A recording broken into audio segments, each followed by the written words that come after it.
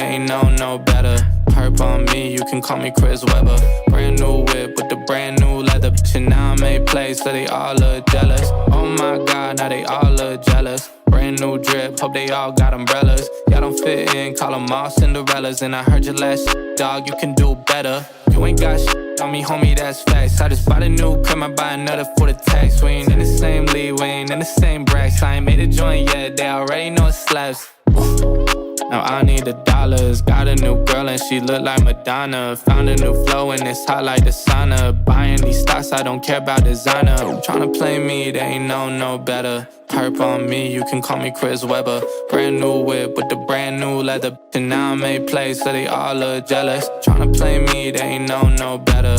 Perp on me, you can call me Chris Webber. Brand new whip with the brand new leather. And now I made plays, so they all look jealous. Staying high with the mace, tipping wine to the face. Shots hit me from the door, it's a line at the place. I'm at home in the mitten, I got ties in LA. I probably pull a packed crowd and a fly over stage. Lies spread quicker than the truth. If you always talking about me, they know more about you. Worry back, set the rest up on the place. If they don't pay me to respond, then I gotta walk away. B&B, elevation high, laying low. I'm with the 10 who's down to f***ing cook me shit I got from Trader Joe's. Say they making moves, but we making more. I stay in the zone, y'all just staying broke, way to go. Tryna play me, they ain't no better. Perp on me, you can call me Chris Webber. Brand new whip with the brand new leather. And now I made plays, so they all look jealous. Tryna play me, they ain't no better. Perp on me, you can call me Chris Webber. Brand new whip with the brand new leather. And now I made plays, so they all look jealous. Yeah, Great Lakes State and we make waves here. Running the point, I make plays like Shakespeare. Every day I make it a great year. So every year I feel like the day's near, yeah. Whole catalog made from a home stew. Quick scroll through like shopping at Whole Foods with the fresh produce. My shit is a whole mood. AEI, I don't owe you. Then he wrote through Scoop. Yates alley-oop me another go-to. 2 video shoots, gotta look cute. Get my Brad Coupe on, it's a lot of stunt doubles and they tryna play me, they ain't no better. Perp on me, you can call me Chris Webber. Brand new whip with the brand new leather. And now I made plays, so they all look jealous. Tryna play me, they ain't no better. Perp on me, you can call me Chris Webber. Brand new whip with the brand new leather. And now I made plays, so they all look jealous.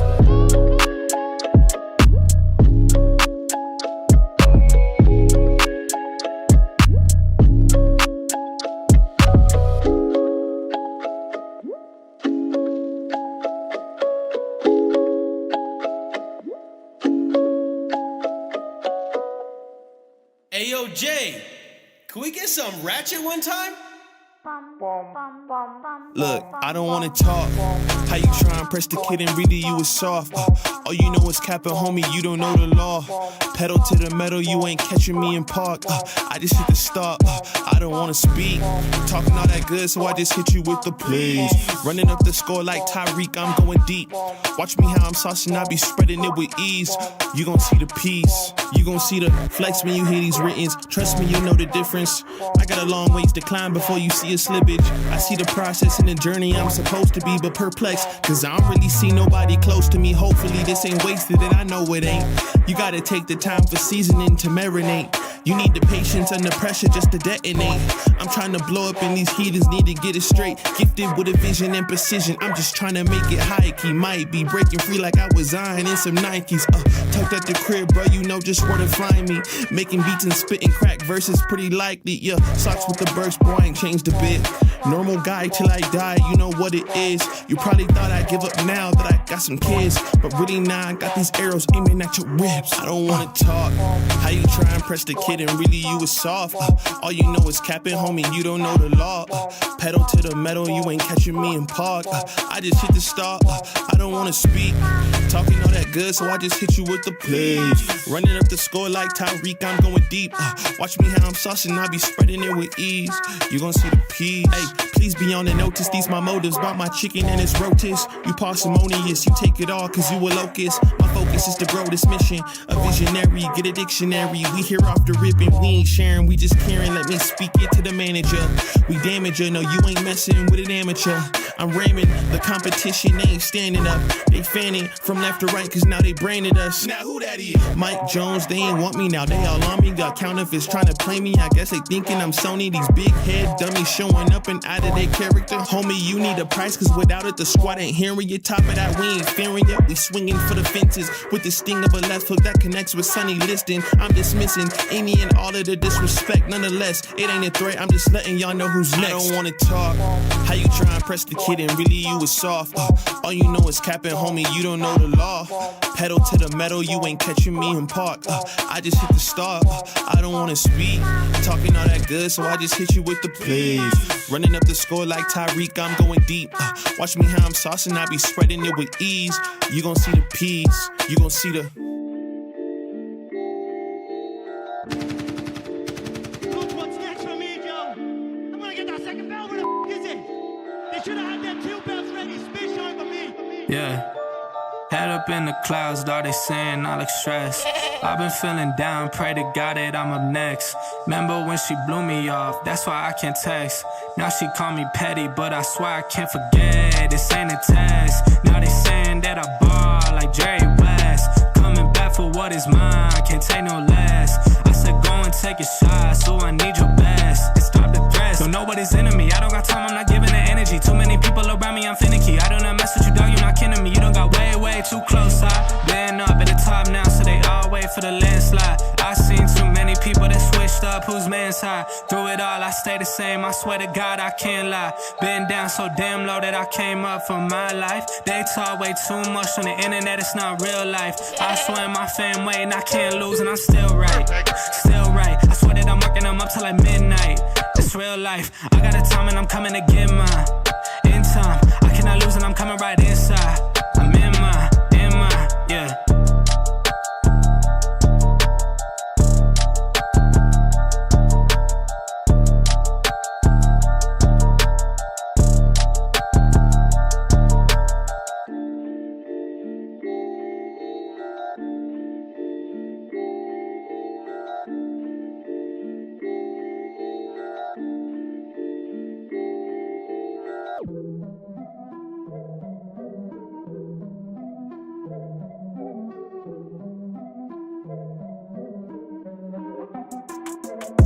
Here we go, at the top of the class on a roll. And it's time to run it up, yeah you know. Maxed out, put the pedal to the floor. Ayy, on the road, here we go. Yeah, we winning by a landslide. Never see me coming on my landmine. Yeah, I ain't taking orders in command like. Yeah, you about to see me on demand like. You know on demand. If you ain't know, you about to understand. Yeah, I got the team by my side, right hand. Yeah, take it to a string, you ain't seen it like that. Yeah, and it's the dream, and we coming for the bag. Yeah, and we ain't never going back now. Future expedited, now we on the fast track now. They won't lend a hand, now they see us on the map now. It's time to act out. Here we go, at the top of the class on a roll. And it's time to run it up, yeah you know. Maxed out, put the pedal to the floor. Ayy, on the road, here we go. Yeah, at the top of the class on a roll. Ayy, and it's time to run it up, yeah you know. Yeah, maxed out, put the pedal to the floor. Yeah, on the road, here we go.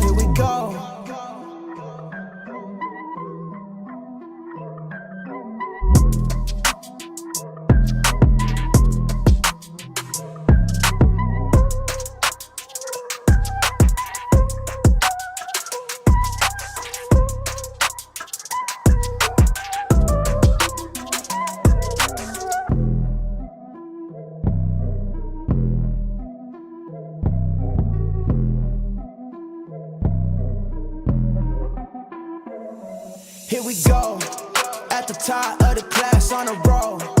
And it's time to run it up, yeah you know. Maxed out, put the pedal to the floor. Ayy, on the road, here we go. Yeah, at the top of the class on a roll. Ayy, and it's time to run it up, yeah you know. Yeah, maxed out, put the pedal to the floor. Yeah, on the road, here we go.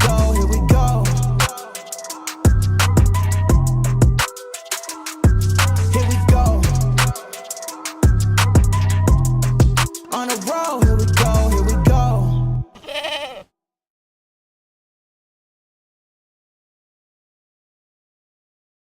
What is going on, everybody? Welcome back to the Frankie Candles live stream every single weekday right here at 5:45 p.m. Eastern Standard Time. That's 5:45 p.m. Eastern Standard Time. What is going on, Mafia?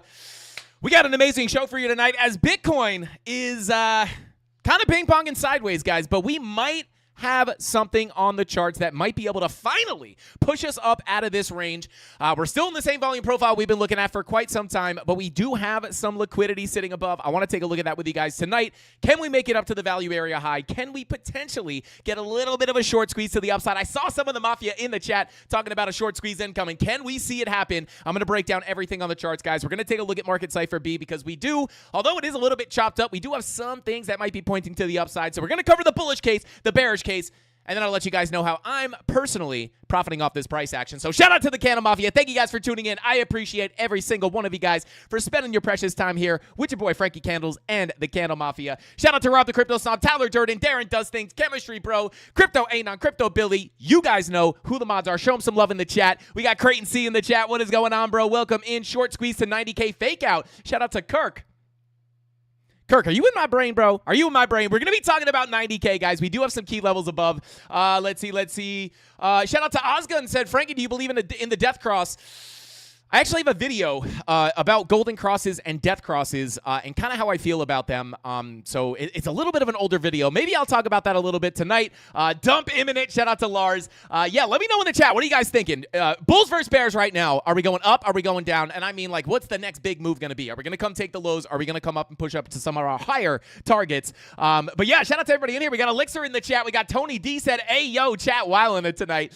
Shout out to Tony D. We got Smokey in the chat said, I appreciate you, bro. I appreciate you, Smokey. Thank you for being here.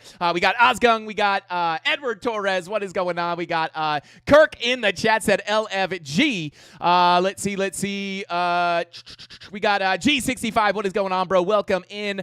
We got Bryce in the chat. And last but not least, we got the most giga of giga people. We got Giga Longbottom in the chat. What is going on, bro? Welcome in. Said Death Cross happens after the bottom. Shout out to Gigi. Yeah, maybe I'll take a look at that and kind of talk about how I feel about that. Let's see. Shout out to Index said we need Frankie in the chat. I don't know, guys. I don't know if I can make it into the chat. Anyway, let's continue on here. Shout out to E-Generate said, class is in session. Welcome in, bro. We got Random in the chat. And without further ado, shout out to Danny G said, Frankie, where you at? I'm right here. Can you guys see me? Are we live? Are we live, guys? But without further ado, guys, we got a lot to look at on the charts today. So let's go ahead and jump on into the charts. Let's get into it. Let's see. I'm just like glued to chat right now. Let's see. Shout out to Darius. Welcome in, bro. What is going on? Let's see. Pump it. All right, let's see. Yeah, okay, so we got Bulls and Bears in the chat. We just got a bearded Mac Mike. Bulls or Bears? Guys, let me know. What do you think we're doing? Are we going up? Are we going down? Are we going to fake out 90K to 91,000 before a big drop to the downside? Let me know. Bada boom, bada bing. All right, we're live, baby. So let's go ahead and, let's take a look at what we got going on the charts here. So, guys, obviously, locally, we are getting a little bit of a pop to the upside. But overall, based off the ranges that we've been looking at recently, I will pull up just a little scalp range here. These are the key levels that we've been watching yesterday.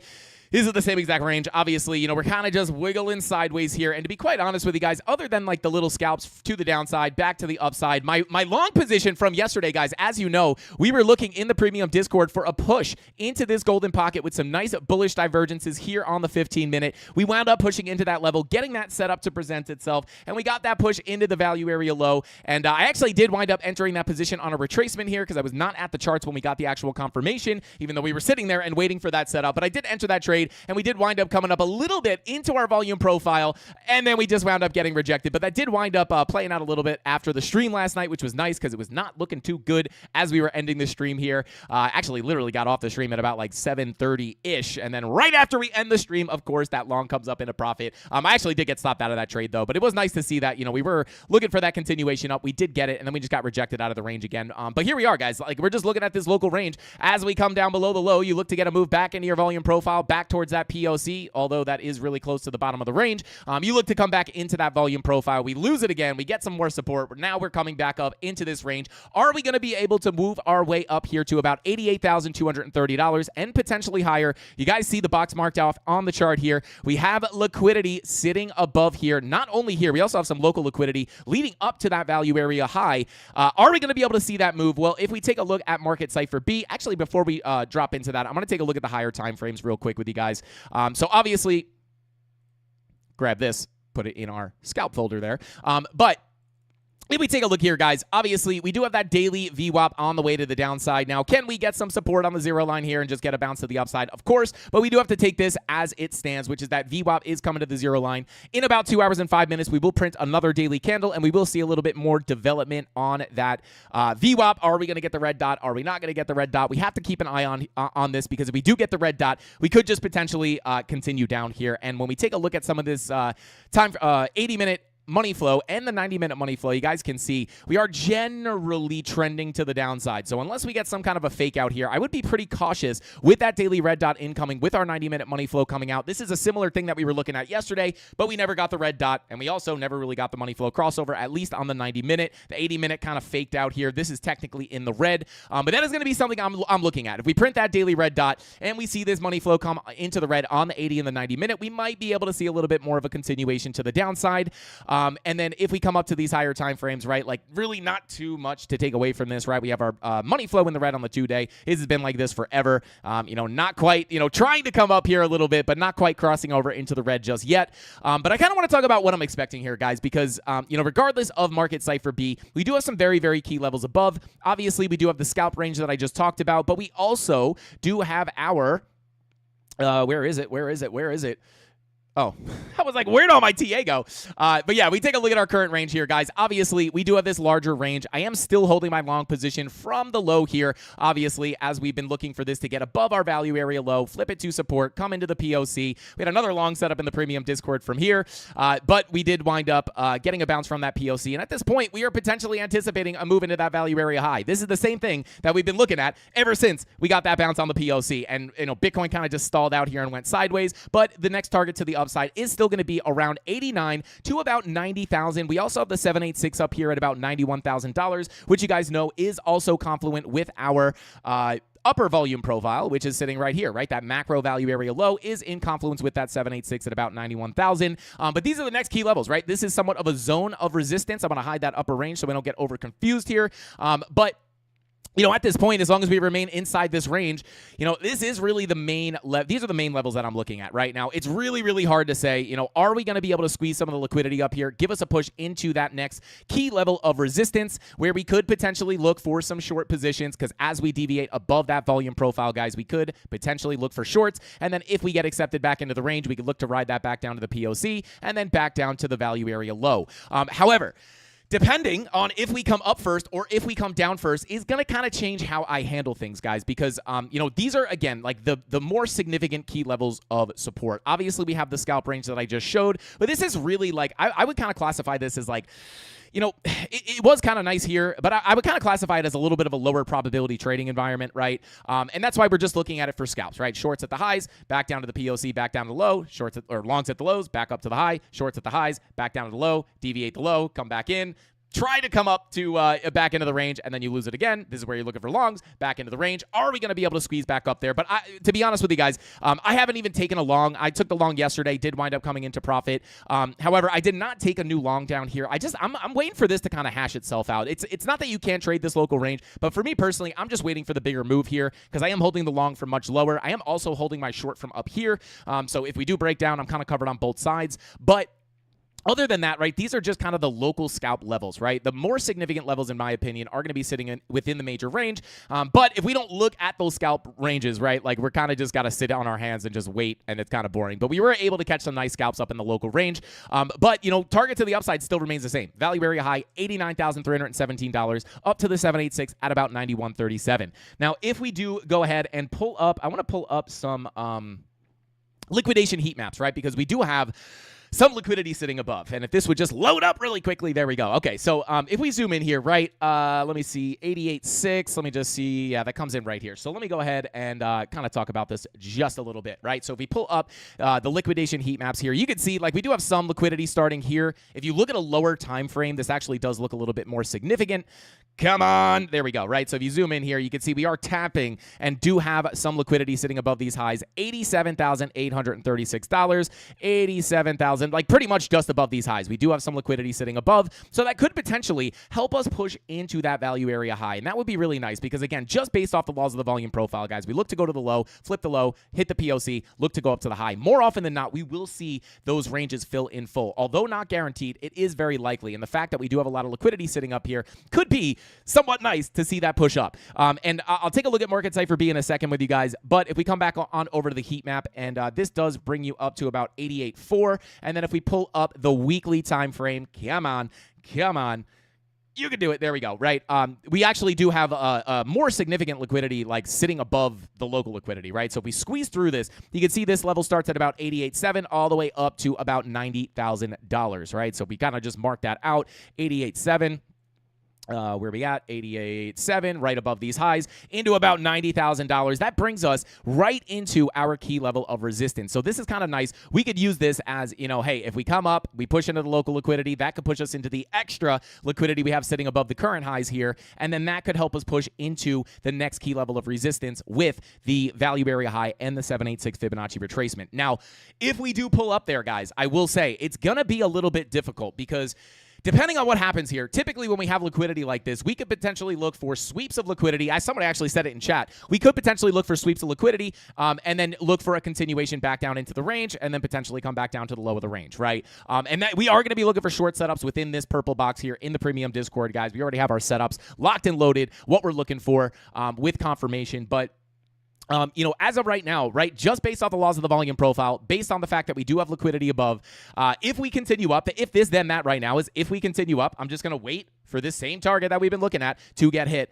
between $89,300 and about $91,000, right? The 786 value area high. Now, if, right, that's the if this, then that. If we push up, which I think there is a possibility, again, we'll take a look at Market Cypher B in just a second, but we have the liquidity, key levels above, and potentially some things on Market Cypher B. Again, the indicators have been a little bit chopped up lately, but, you know, there are some things pointing towards a potential push up towards this range, towards the range high. And with just the laws of the volume profiles, guys, you know, it would make sense to push up and tap that value area high. Now, if we came down first, I will say the key levels down below are very, very clear here, right? We have the golden pocket retracement from the swing low or from this local low to the high. Golden Pocket 786. These are kind of two separate levels. You have the Golden Pocket, and then you have the 786 POC confluence. But I do want to point out, guys, there is a lot of confluence in these two zones. These are definitely the biggest areas that I'm interested in. And that's why I've kind of been sitting out of, I sat out of the long position here. I would just much rather, there's no guarantee that we're going to come down here, but I would just rather add to my bigger long position or look for new bigger longs if we come down to the bigger area of key support. Right now, why is this such a significant level? Well, we have the Golden Pocket 786, which is nice for a higher low to come in, right? And then continue to the upside, kind of maintaining our higher low situation. We also have a ton of confluence in this zone. 786, POC, Golden Pocket is kind of its own level. I had this marked out separately at first, and then we could kind of move this like that, right? So you look at it as like two separate levels, but really, I'm just going to mark it out as one big zone because there's a ton of confluence down here, guys. We have some daily levels down here. I'm going to hide this. Bada boom, right? So you have a daily level, the POC, 786 Golden Pocket. You have a you have some naked points of controls in there as well. You have a daily naked point of control. You have a weekly naked point of control. And same thing with this lower level as well, right? We do have a daily down here, honorable mention, at about $82,650. But at the end of the day, guys, if we came down here, this is really the next big zone that I'm interested in long positions at. You know, we will be looking for longs in the premium Discord. If we do wind up coming down, we also have the CME gap in here, which also adds like a pretty nice confluence there. If we want to come fill that CME gap before continuing up, that would make some kind of sense as well. So, you know, weekly naked point of control, daily POC 786, daily naked point of control, and the CME gap. Tons of confluence in this zone, and we might. Let me check the anchored VWAPs real quick. I think one of our, where's it at? Bada boom. Yeah, and you have the anchored VWAP. This is pulled from the actual swing low here from about $76,589. This anchored VWAP is also coming in here. And again, this would kind of hold true to potentially holding on to to those higher lows before continuing up. Now, again, I'm not promising that we have to come down there before we go up. It's an if this then that statement for me. Like I said, this is pretty low probability in my opinion, this situation. We caught some nice scalps, no big deal. But for the most part, right, like it's an if this then that. If we come down here, I'm looking for longs in this zone. And then if we come up here, that's the next area where we will be looking for shorts.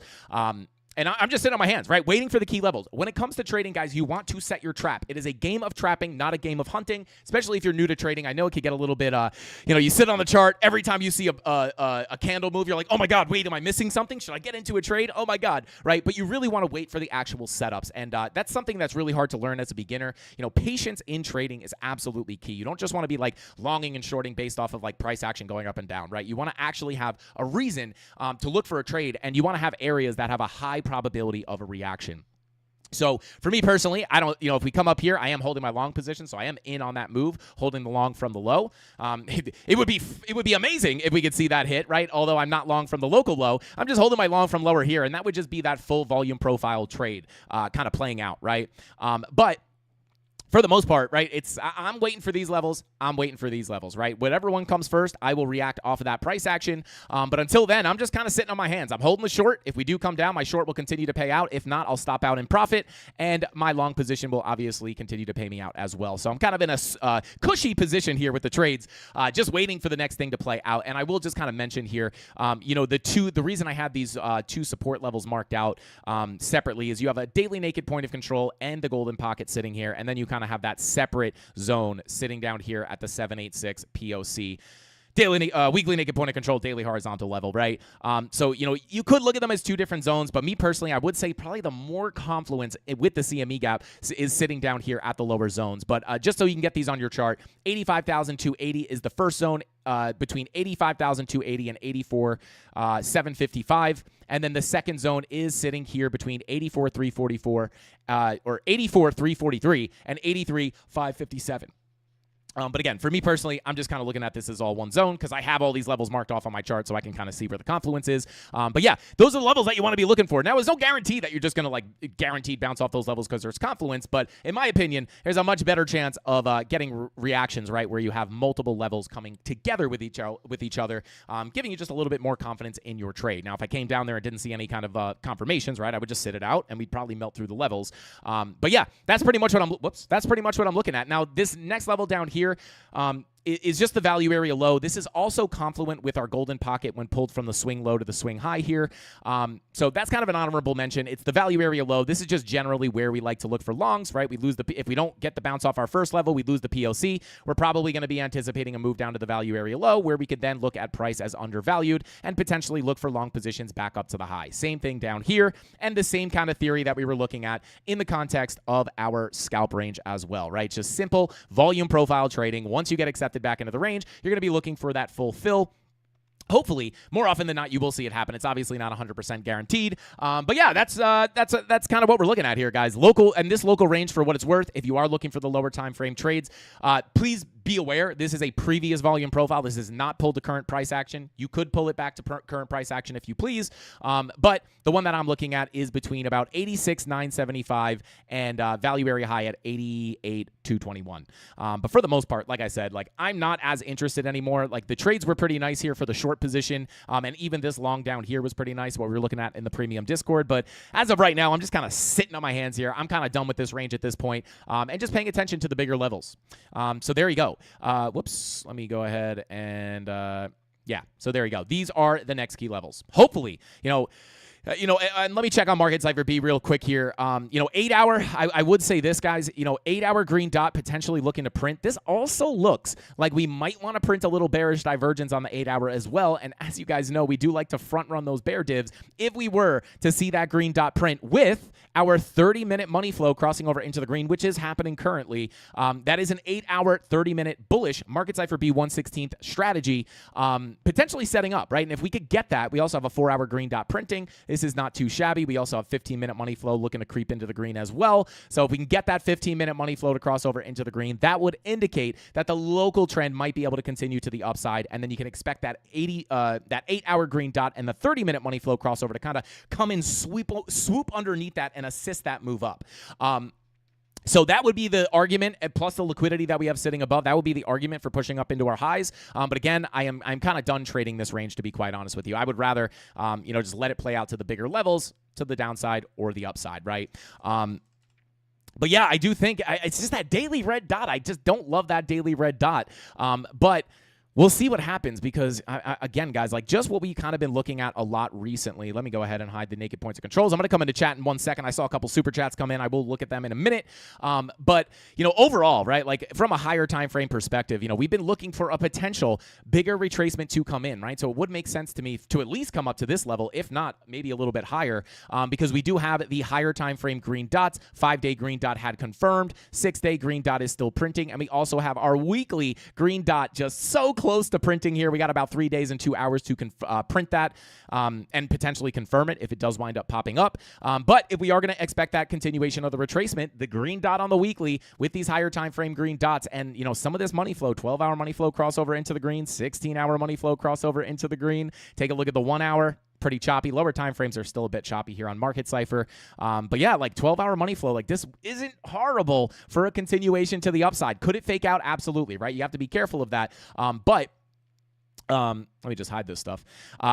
Yeah, I mean, this is a better sign than any, right? Like, it's better than money flow coming out into the red. We spent a nice bit of time here in the red, and we also talked about this on our 10-hour, right? Because with that weekly green dot prints, guys, we still have an opportunity. Let me pull up Market Cypher B a little bit bigger here, right? 10-hour, right? We spent a lot of time in the red here, fake out into the green, but we are still trending up here. So if that weekly green dot prints, this is still going to be the bigger macro signal that I would be looking at for a potential bigger move up, because that weekly green dot with the 10-hour money flow crossover, which by the way is trying to come back up here, could be that really high time frame Market Cypher B 116 strategy bullish setup for a continuation up. And in 10-hour even looks like you might want to print a little bit of a bearish divergence, and you might be saying, Frankie, why are you looking for bear divs if you're looking for a move up? And the simple answer to that is if we are going to see this set up as a bearish divergence with a lower high on our momentum wave, right? We need that higher high on price. So that would kind of call for a potential push into this higher level of resistance.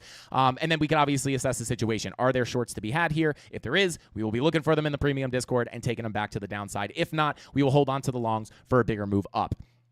Pretty simply put. But I will say, like, Market Cypher right now, it's just like, for me and the way that I look at it, there's a bit of muddiness. Weekly green dot, 10-hour money flow crossover into the green, 8-hour green dot, incoming with a 15-minute money flow, 30-minute money flow crossover into the green. There are some things pointing up. We also have the liquidity sitting above and the idea of waiting for this volume profile to fill in full. So this is 100% the next target to the upside if we come up. And if we do come down first, you guys now have those key bigger levels of support that I'm looking at.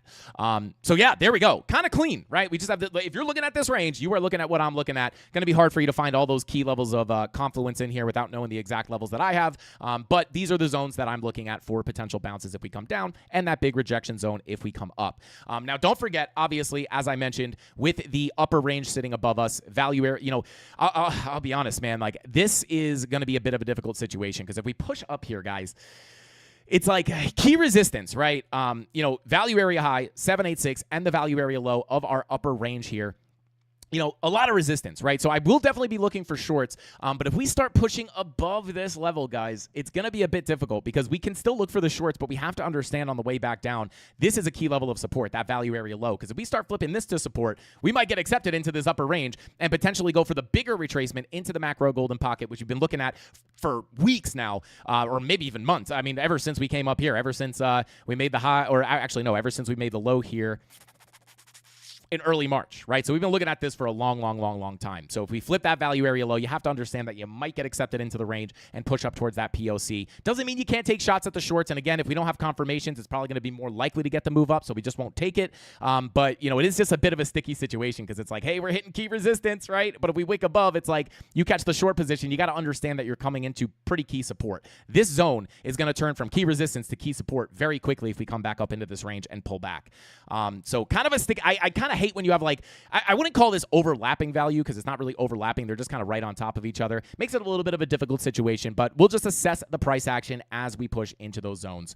But either way, whether we get accepted in or we get rejected back down, we will be looking for those trades and making money whether price goes up or down.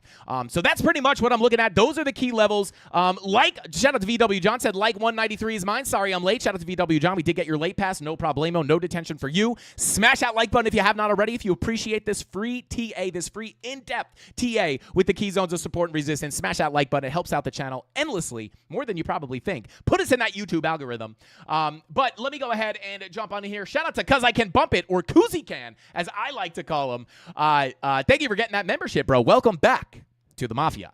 But let's see. Bada boom, bada bing.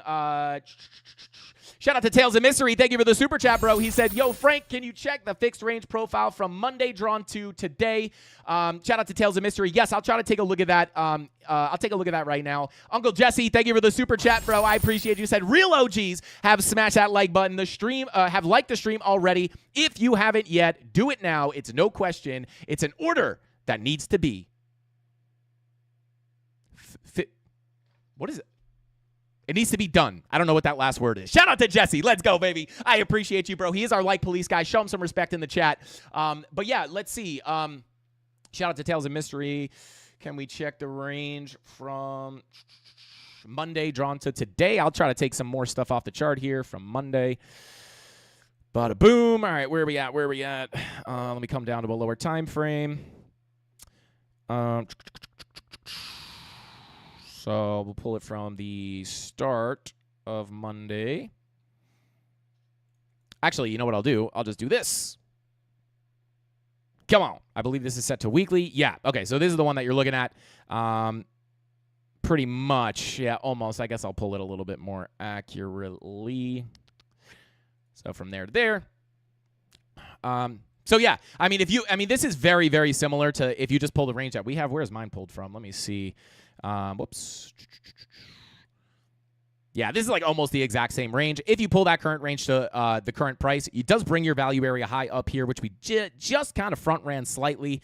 But yeah, you could totally look at this range as well. Tales of Mystery. There's nothing wrong with that. I like to look at the previous value, but we are still technically in this value area, right? So I would say it's pretty valid to look at this as fully extended to the right. And like I said, if I pull up my scalp range real quick, I'll go ahead and hide this one, right? Actually, no, I'll keep it on there.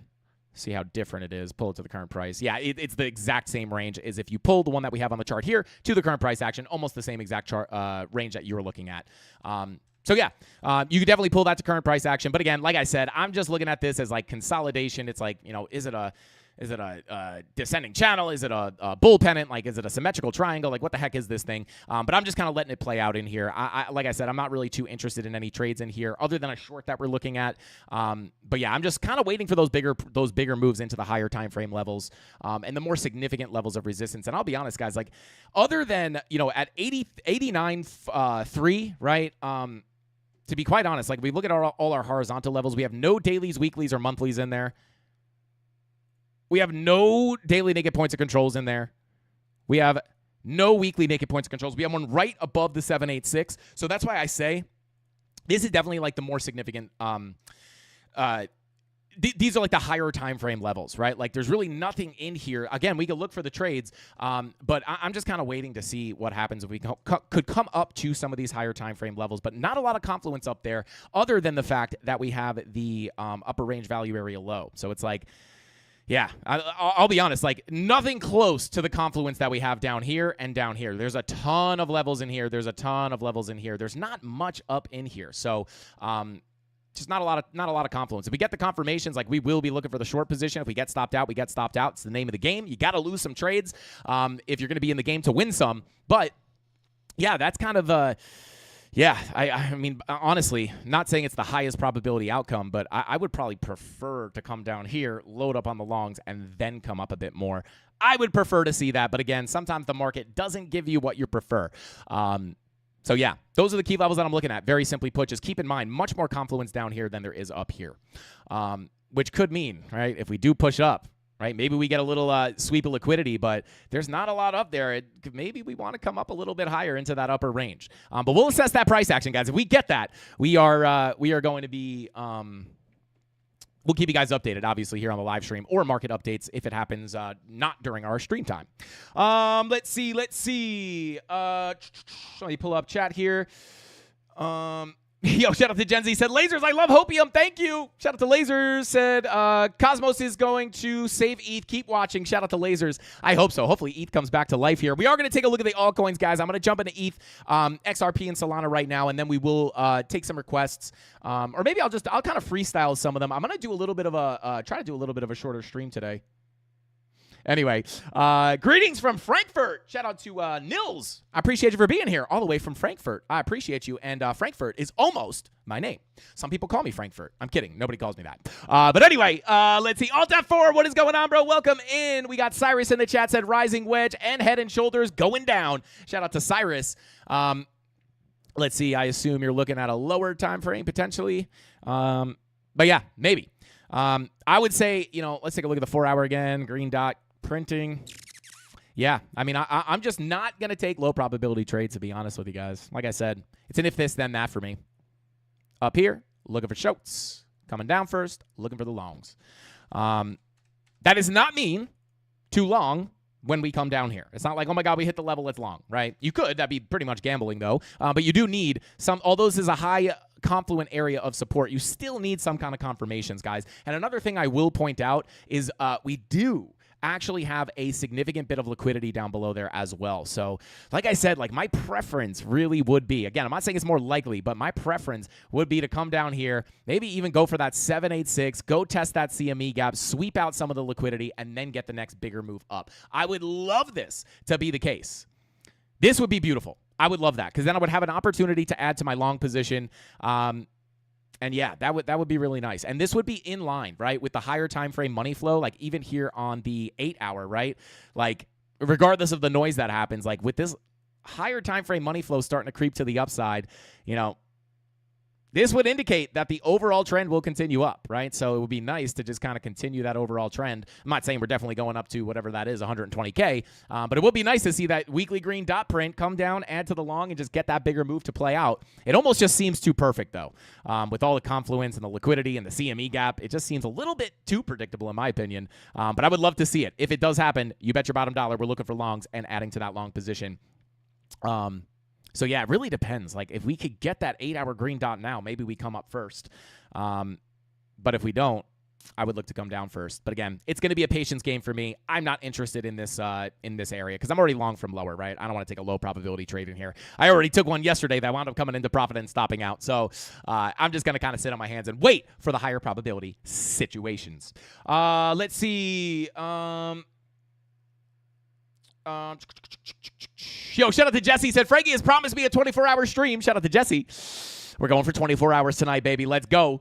Let's see.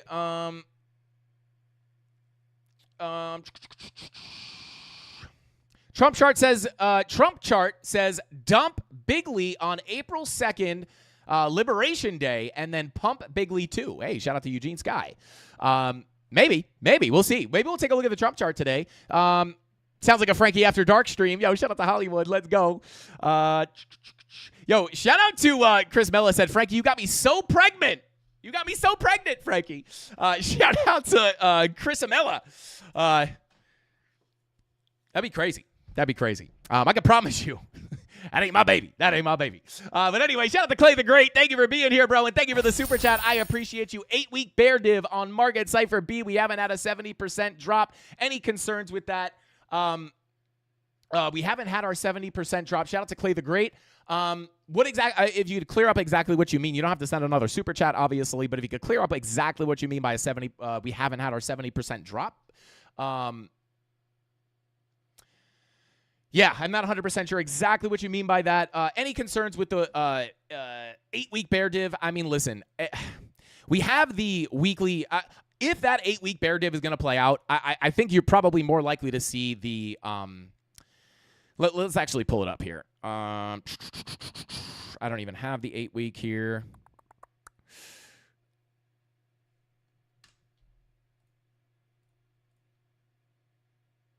Okay, where's it at? Bada boom. 8-week bear. Oh, I'm going to have to come over to Bitstamp maybe? Or, yeah, 8-week bear div. I mean, oh, I guess, Clay, you mean 70% as in like a bear market coming in? I mean, listen, you have the 8-week bear div printing. I mean, here's the thing, right? Like, you could like, we looked at this on the monthly bear div as well. It's the monthly bear div was there. The weekly bear div was there, right? And they did give us a move down. Does that mean we're definitely going to get the traditional 70 to 75% bear market drop? Not really, in my opinion. It's not guaranteed. It is there, right? It's 100% there. We can't say it's not, right? Like, you have your higher highs, you have your lower highs. So it would just be, again, I don't necessarily fall in the camp that the bull market is completely over. That doesn't mean that it's definitely not over. I'm not going to go into that too much because I've covered this so many times on the previous live streams recently. I do think we could potentially see more pain. I don't know if it necessarily means that we're definitely going to get a 70% drop again. But, I mean, if you look at this, it would kind of line up very nicely. But, yeah, I mean, like, then that plays out a little bit. We get a little bit of a bounce. Then you can look at the 9-week bear div that's going to follow. So, yeah, I mean, it's definitely there. But it's looking out a bit deep, right? If we get that weekly green dot, I don't think... I think if that weekly green dot prints, we could still come up a bit higher. But as you guys know, right, like my overall view right now is that if we do wind up getting the bigger retracement, we do have to be careful, right? Because 2-day money flow still is in the red, right? And if we are, just like the 8-hour and the 4-hour are, some of these medium time frames are looking for a bearish divergence to potentially print, kind of what I just covered, right? If we have the momentum wave come up here, put in a lower high, higher high comes in on our price, right? We could predict that move up potentially with that bear div forming.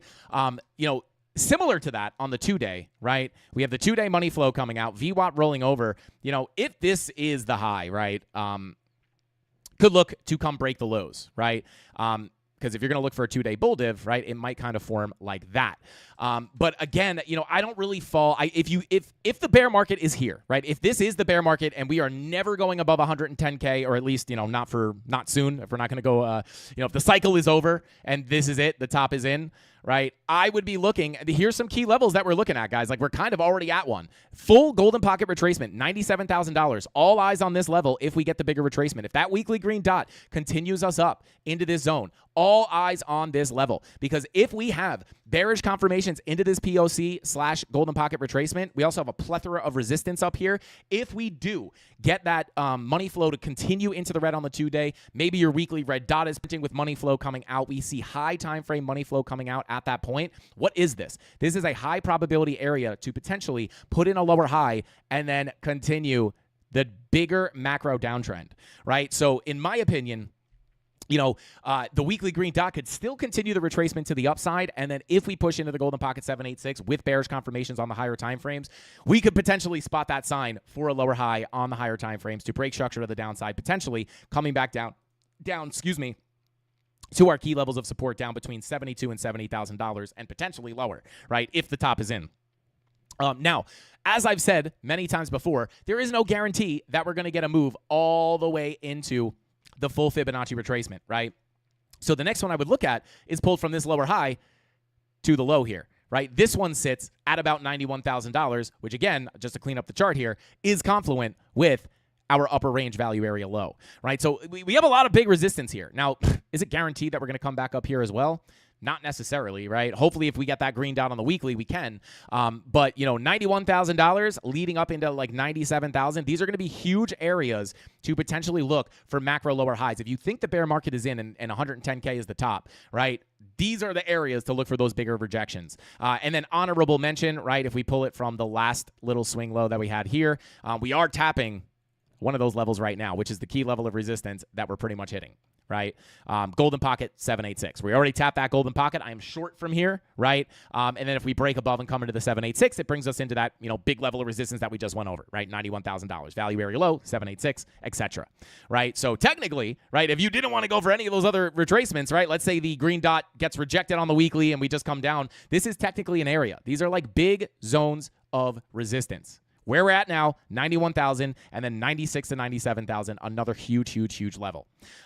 So that's kind of what I would look for, in my opinion. Is the cycle over? It could be, right? But again, I don't personally fall in that camp just yet. Because at the end of the day, right, from a chart perspective, which is what I base most of my stuff on, guys, let's be honest, right? I'm 100%, almost 100% technical trader. At the end of the day, right, it's okay. And we had anticipated this drop to the downside before it happened, looking for bounces off the golden pocket 786, which is what we got. It doesn't mean that the bear market's definitely not here. It just means that you don't want to necessarily get overly bearish as you're at the lows, right? Like, and I'm sure there are some people out there, right, as this was dumping down and you hear everyone talking about, oh my God, it's the bear market. A lot of people are probably selling these lows at the worst possible time. And again, it doesn't mean that the bear market is not in, right? But me personally, I don't really fall into that camp. Could it be? Absolutely. I'm open to that. But I do think if that weekly green dot continues to print, and assuming that we're not just going to reject this golden pocket, and even if that does happen, right, like we could just come down here, test those highs, and then continue up, right? Because at the end of the day, coming down here and holding above these highs could be a big level to look for a massive bounce, right? If we're not going to hold the golden pocket here, 786 retracement we have here for a higher high, right, and we continue our downtrend, could look to bounce off that structural support, right? So yeah, that's kind of the camp that I fall into. Once you start losing, I would say about 68K, you could come down there, right? And if you do, that would be a little bit more worrisome. Does it mean that there's a 70% drop coming? Really hard to call for, but I do think that if you actually do get that bigger drop, I'll just pull up the key levels. I haven't shown these in a little bit. Whoops. Obviously, you do have your golden pocket starting at about 72,280, right? And then between about $70,000 and $68,000, 67.4. Like these are the next big key levels of support, right? And technically, you know, if we do come up and continue down, right, like this is going to be a little bit more sketchy, right, so to say.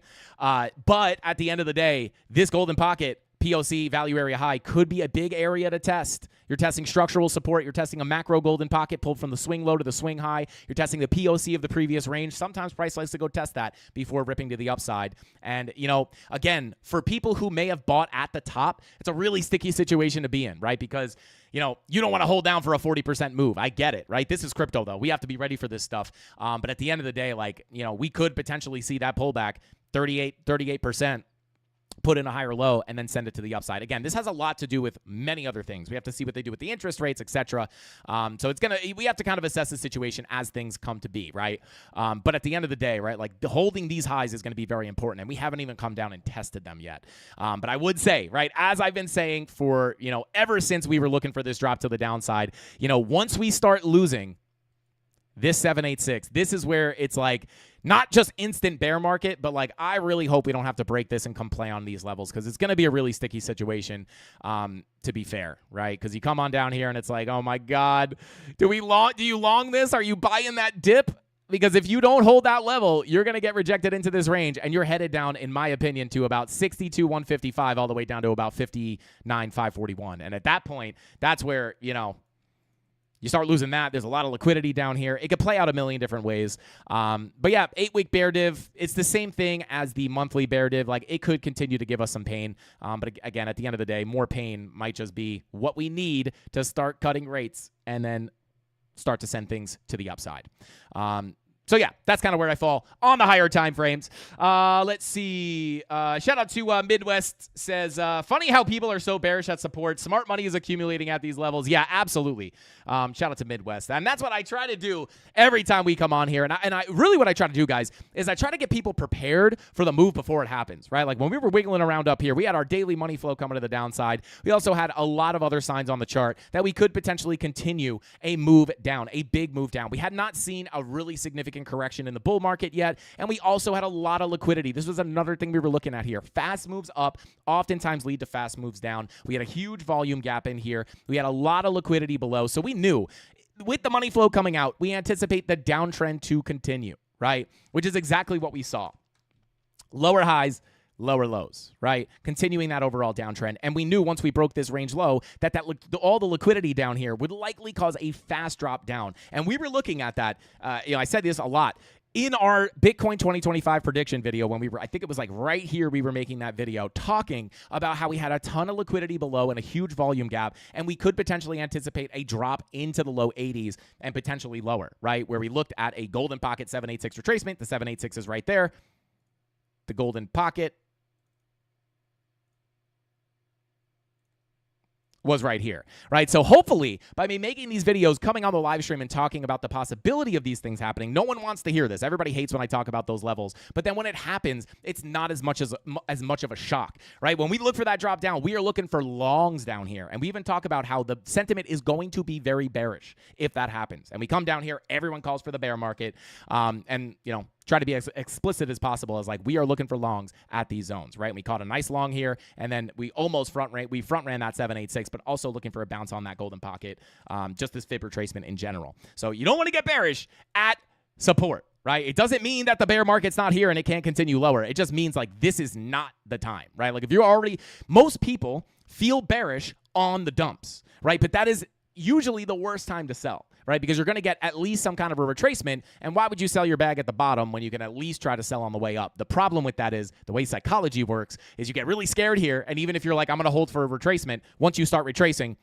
all of a sudden you forget about how scary you were and you were like, oh, this thing's going to $1 million. I'm going to hold and get rich, right? That's how most people think. And that's why most people get stuck on the wrong side of the coin here when it comes to investing and just trading in general. So there you go. Let's see.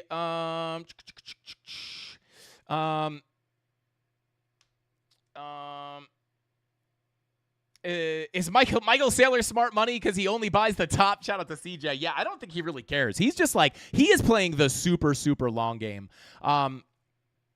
Let's see. When I started, I bought at the top and I bought up dips, and now I can't lose unless Bitcoin drops everything down with it to 60K or so, and even then, I'll just buy up more. Yeah, if you have honestly, listen, if you have a long enough time horizon, you are going to wind up in profit on Bitcoin, right? Unless it just becomes a dead asset, which I highly, highly doubt. You're going to wind up, you could have bought the top in 2021, you'd be up right now. You could have bought the top in 2017, you would have been up right now. So yeah, I mean, if you're... Honestly, buying tops is much better than selling bottoms, right? Because if you just buy the top, at least on Bitcoin, right, you're just eventually going to wind up in profit for the foreseeable future, right? You just got to be willing to endure the drops to the downside. But again, I say this every day. More downside is for sure in the cards here. Right? Doesn't mean it's a bear market. That's like a lot of people, right?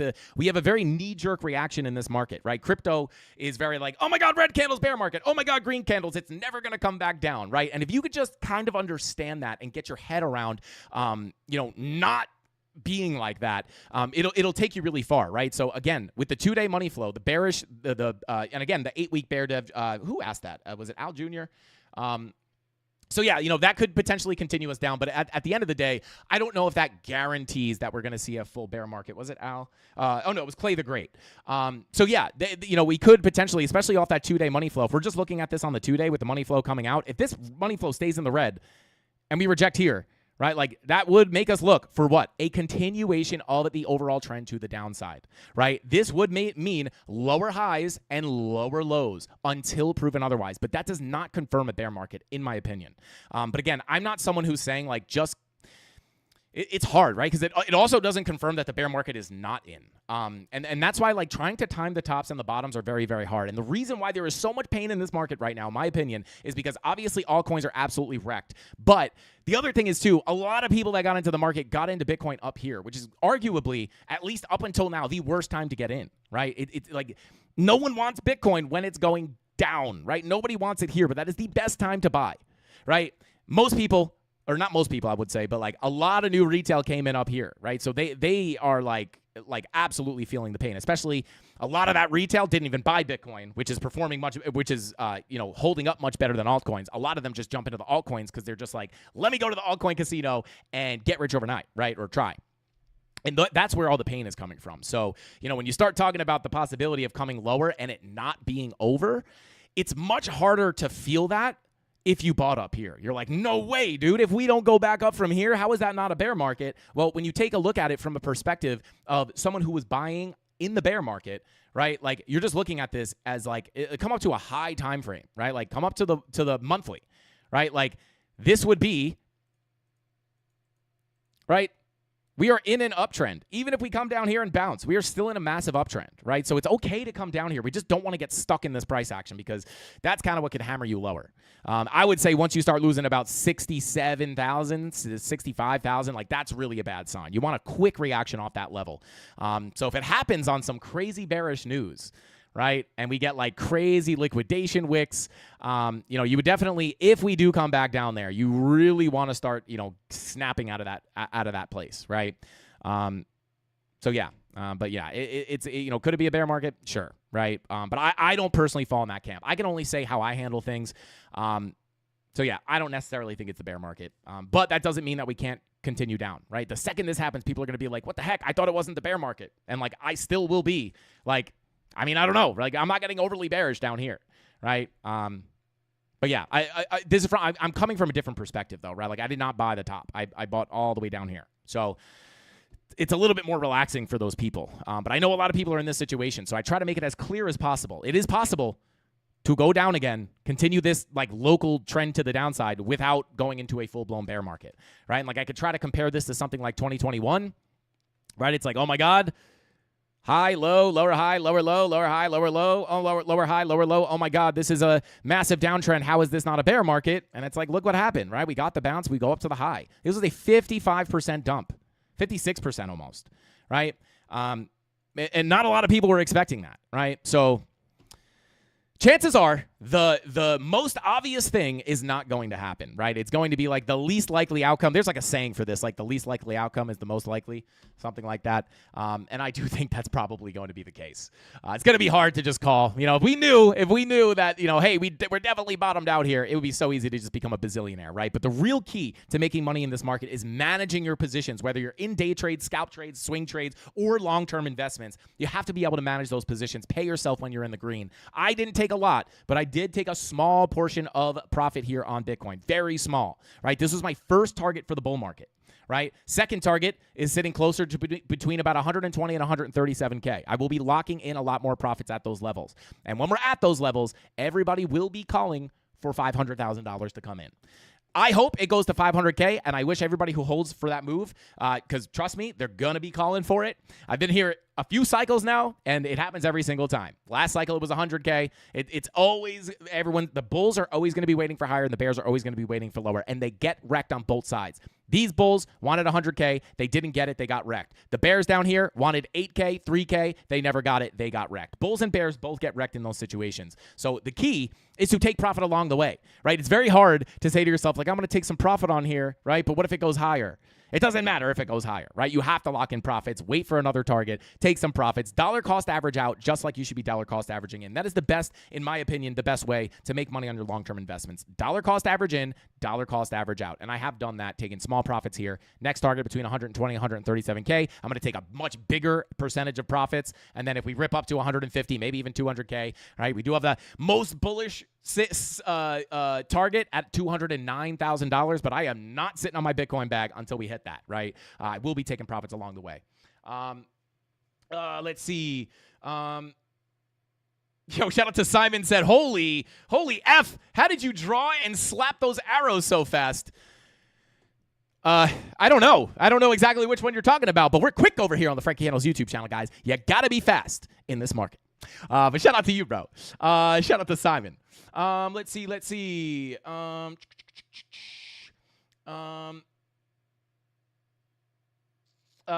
out to Karthik says, he's known Frankie Candles for a reason. Shout out to Simon and Karthik. Clay the Great said, yeah, I was just comparing to 2018 and 19, and then take into account current world issues. It would make some sense for this to be it. Yeah, shout out to Clay the Great. Like, I can't really argue too much against that, right? Like, I am an agnostic trader. I've been in these markets long enough to know that just, like, fighting for what you believe, like, I personally don't fall in the camp that it's a bear market, but for me to just, like, fight for that because it's what I believe is, like, low-key, like, it's like very anti-intellectual, right? Because it's just like, it's very arrogant. It's like, I'm doing it for my ego. It's like, I don't care. I don't think it's the bear market, so it's definitely not the bear market, right? But I'm a trader. Like, so if we come up, right, and we put in lower highs here and stuff starts to look bad, and that's why I say, like, when we do retrace, it's all eyes on money flow, guys, especially if we come up here. It's going to be hard. The time selling the top is always hard, right? So let's say assume we got a retracement into the golden pocket and that was the bear market, and we are definitely going to come down into a massive bear market. It's going to be so hard to sell that because especially with all the noise on the internet, guys, everybody calling for new all-time highs, 200K incoming, etc.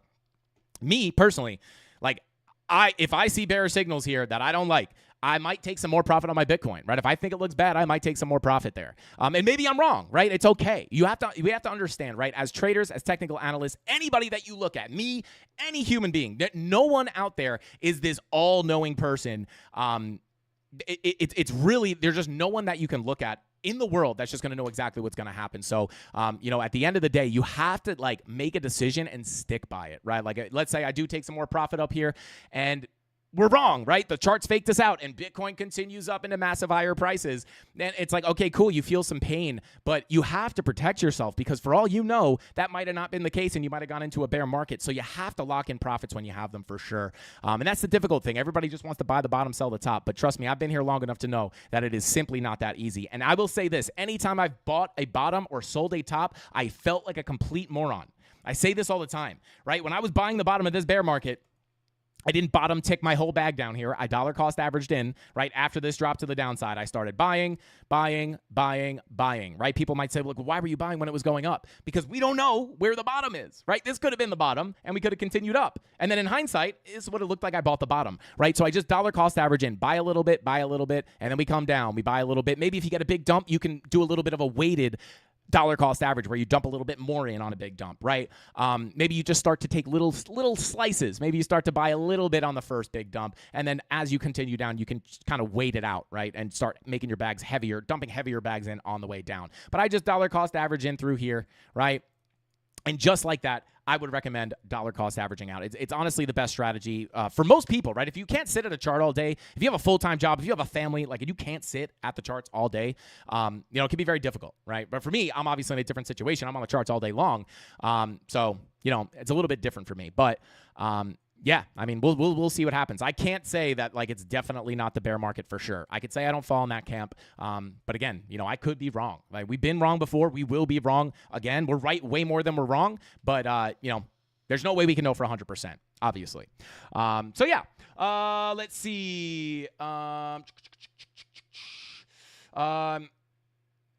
out to Peoples says my charting shows 180 to 230K by year end on the bull perspective, 75 to 125K on the bear perspective.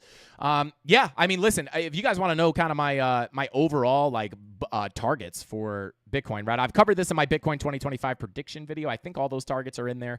But at the end of the day, right, they're just like simple Fibonacci retracement levels, or I'm sorry, extension levels, right? So I'll just pull this. Let's pull this on the weekly real quick. Whoops. Pull from the high, and I've shown these targets many a times, but right, our target number one, right, target number one here was really between, we have the $81,000 like an honorable mention. This wasn't one of the levels that I was looking at personally. Where is it? Right, so the levels I was looking at were 91 to 102, right? That was my first target, right? That's why I did take small profits up here, right? And then second target for me personally is going to be to ride up here. Like I said, 137K. We have some local targets closer to 120, but on the higher time frames, 137 to 155K. That's our second big target, right? I will be offloading some of my Bitcoin here. And then if we continued up even higher, I'd be looking potentially towards about a $208,000. But again, I am not just, I'm holding my bag down from like 20 to 21K. I'm not just going to hold on to this in praying for $200,000, right? If I see bearish, if the charts look bad, I'm going to be taking some, regardless, I'm going to be taking profits on the way up, right? And if the charts look really bad, maybe I take out a little bit more at this level. Because at the end of the day, right, if we go up there, I've talked about this many a times, right? We'll just say 21K, $21,500, right? If we come up here, I'm already up 624%. Right? I've already enjoyed this nice, massive chunk of the bull run, if not all of it, right? But I'm not going to miss out taking my profits there for an extra 35% pump, right? Like, I don't care about that. But that is the position that you get in when you buy the lows, right? That's why it's so important to really pay attention. So take that for what it's worth. If we are in a bear market, guys, and we low into massive lower, we'll say 70-ish% to the downside, right? Down to the 30s, just understand, this is the time to pay attention. And we could see a black swan event, right? Maybe we see a black swan and it's a quick recovery. It's going to be impossible to predict exactly how it's going to play out, but that's why we play it level to level, and that's why I love the charts, right? Because that's what's going to give us the signal of what's coming next. Shout out to Crypto Pollo. What is going on? Shout out to Crypto Pollo. Said there is no bottom or top, Frankie Candles. There is profit and loss. It's up to you where you stand. Shout out to Crypto Pollo. I absolutely love that, right? Like, and shout out to Crypto Pollo, bro. I love that, right? I always say missed gains are none of your business. And what that means is you can't worry about, oh, I could have bought lower, right? Obviously, you want, if you bought the top, hopefully you can learn that lesson, right? But it's kind of similar to what I say, right? Like, where missed gains are none of your business, right? Like, I could look back in time and be like, oh, man, like, I should have just waited to put my whole bag in here. But there's no guarantee of that. Oh, man, I should have just, bought down here. You could always look back and be like, oh, I should have done that. I should have done this. But that's none of your business, right? All you can do is make your decision and stick with it. Have a plan. Have an invalidation for your plan, right? And then, like I said back here, why would I buy as we were coming up? Well, because at the end of the day, you don't know. Maybe this bear market would have just been one dump, and then, we wind up going sideways and continuing up, in which case you want to start biting at the price. But again, you come back down, you just dollar cost average in, and then you get like a nice average into the market, and then you enjoy the next big move up, right? So if we do go into a bear market, just keep in mind, that is the time to pay attention. Nobody wants Bitcoin down here, but everybody wants it up here. That's why most people lose. Right, so we do start coming down, 70% drops, right? That is the time to pay attention to Bitcoin. Not here, right? The media will have you think differently. But anyway, let's continue on here. We're going to take a look at Ethereum real quick. Easier said than done, though. Shout out to Tales of Mystery. 100%. 100%. I always say this. It's simple, not easy. It's like going to the gym. Are you fat? Are you out of shape? Are you skinny? You want to put on muscle? Whatever your case is, right? Just go to the gym. Eat right, go to the gym every day. It's simple. But it's not easy if you ever tried to go to the gym consistently and eat right? Very simple. Just work out and be healthy, but not as easy to do, right? It takes a lot of discipline, a lot of emotional control. I don't feel like going to the gym, right? So it's the same thing. Very simple, but simple is not the same as easy. So 100%. Shout out to Tales of Mystery. I 100% agree with you. Hopefully quick Black Swan. Shout out to Ill Hero. I hope so too. Simple, not easy is the best saying ever. Yeah, shout out to Broby. Yeah, 100%. 100%. It's like the most factual thing ever. Shout out to Broby. Said, Frank, you should write a coffee table book of your quotes. Yes, I will do that. I will do that. Yeah, that'd be funny. Risking is investy, guys. Risking is investy. That's a top quote as well. Frankie, you're the best teacher. I watch all the crypto YouTubers for years now, and I can say that you are the most humble and honest of them all. Shout out to Cyrus. I appreciate you so much, bro. I'm just up here. Guys, I'm never going to try to be something I can't. It's too exhausting to try to, fake being someone you're not. So, yeah. If you guys are in Vegas and we get to meet, you're going to know. As soon as you meet me, you're going to be like, oh, my God, this is just the guy on camera. You're literally going to get what you see on camera. So yeah, it's just I don't know. It'd be too exhausting to try to just be someone you're not. But yeah, I appreciate that so much, Cyrus. I really do. Let's see. Shout out to NWO. Said, hey Frank, have you checked out Eric Crown? He got 5-day blue dot signal, very bullish, only failed 3 times in history. Also, if it plays out, BTC won't close lower than March low at 76.7. Shout out to NWO. I do know of Eric Crown. And yeah, we do have a 5-day green dot here, confirmed on Market Cipher B. So yeah, this is kind of what we've been looking at, right? I'm sorry. This is Ethereum. Same thing for Bitcoin though, right? 5-day green dot print confirmed, right?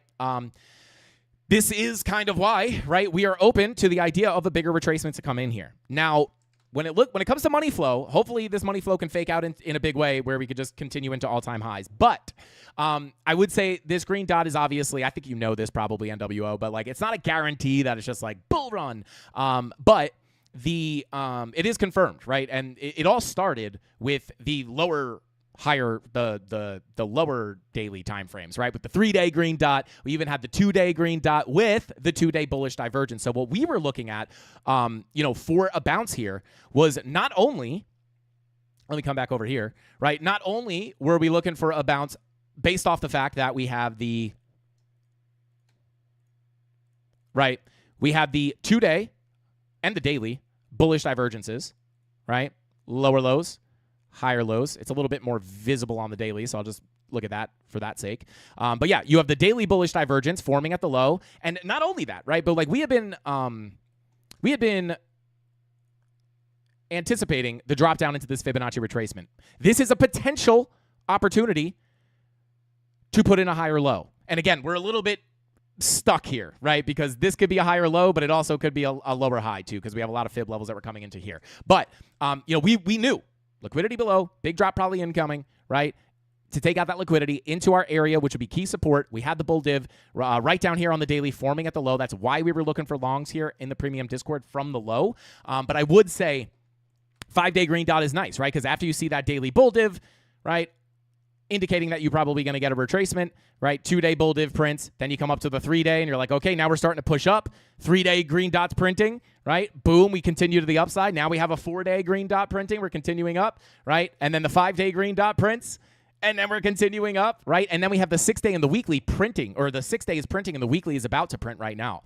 So yeah, shout out to Eric Crown. I'm not really that familiar with his content, but I do know who he is. I know a lot of people watch him. I hear he's really good. But yeah, 5-day green dot is 100% there. And I would say even arguably that 6-day and weekly green dot is following up right behind it. Now, again, doesn't necessarily mean instant all-time highs, but again, we still have to be really careful around those retracement levels, right?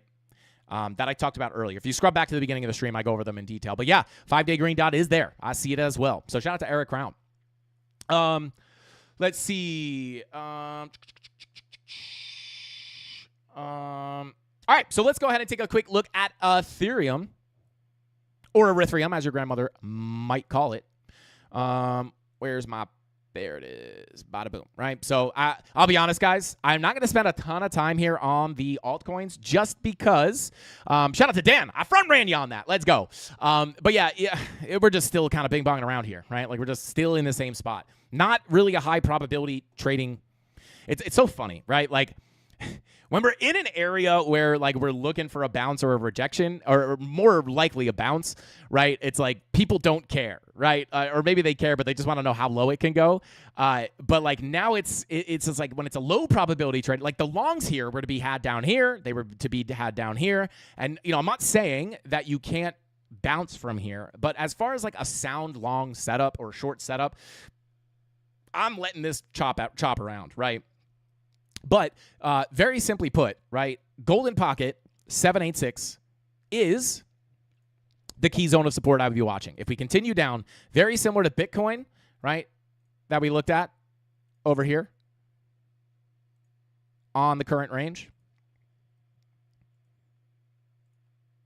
Bada boom, right? Similar to Bitcoin coming down to test. Come on. What the heck is going on here? All right. Similar to Bitcoin coming down to its golden pocket 786, right? This could be an area to put a higher low in, right? That would be very nice. Continue our uptrend. I really like this, right? I really like that. I would prefer this to happen. Again, I'm prepared whether we come up first or down first, but this would be really nice if we come down on Bitcoin, and very similarly on Ethereum, golden pocket 786. This isn't the full, it's pretty much the same fib. Golden pocket 786 value area high sitting between 1961 and 1921. This is the same exact level, right? That we were looking at yesterday. So if you lose that 786, might be more likely to come on down to your POC, unless you want to look at, once you lose that local 786, I'd be looking to come back down towards that POC, which, as you just saw, is confluent with the full 786 retracement from the swing low to the swing high, right? So this is kind of like an honorable mention. We'll cross the bridge when we get there. You have your golden pocket sitting at 1888, and then lose that POC 786 is the next confluent level between 1851 and about 1828, right? This coming down here would be a little bit more similar to Bitcoin coming down to its full golden pocket 786, which is sitting down here at the value area low. So we'll see.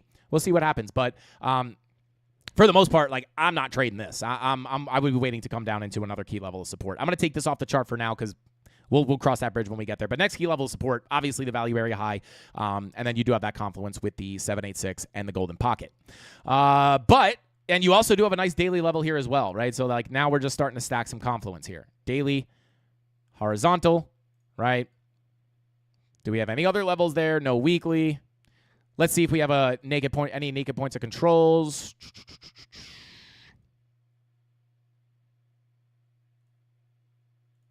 Boom. Let's see. Yeah, you have a daily naked point of control in there as well.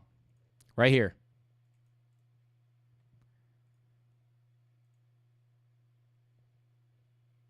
Right. Bada boom. Yeah, so you do actually have, let's see the let's actually see if we have a, come on, let's see if we have a weekly as well. No weekly. You have a weekly, oh no, that's the current weekly. You have a weekly above at about $2,200. Yeah, which is conflict with our PLC there, which makes sense. But yeah, you actually do, now that we look at it, you do actually have a pretty nice confluence in that zone. Daily naked point of control, daily level. This is definitely like, especially if you're looking to like continue your uptrend. Again, very similar to Bitcoin, right? Like if you're looking to hold, you know, your general higher highs and higher lows, like this would be kind of nice, right? Come on down here, test that, and then send it back up. Key levels to the upside remain exactly the same. So watch that. Still sitting, you know, same levels, sitting between, I'll move this up a little bit. 1965 down to about 1921 to the upside. Value area low is your key level of resistance, starting at about, you know, I'd call it $2,100 really, because it's confluent with the larger value area low, which I'm not going to bring up right now. But once you flip that to support, you might be able to start that bigger move up towards your next key zones, sitting between 2213 and 2275. Simply put, those are the levels. We're giving it all away for free here on the Frank Candles YouTube channel. Let's go. Shout out to Ando Poncho, said Frankie Candles and Eric Crown, GOATs. Let's go. Shout out to Ando Poncho. I appreciate you, bro. Shout out to Eric. Maybe I'll check out some of his stuff tonight. I'll see maybe what he was talking about on the 5-day green dot. I try not to look at other, at least TA people. I actually said this the other day. I will actually tune into some people who focus on more macro stuff.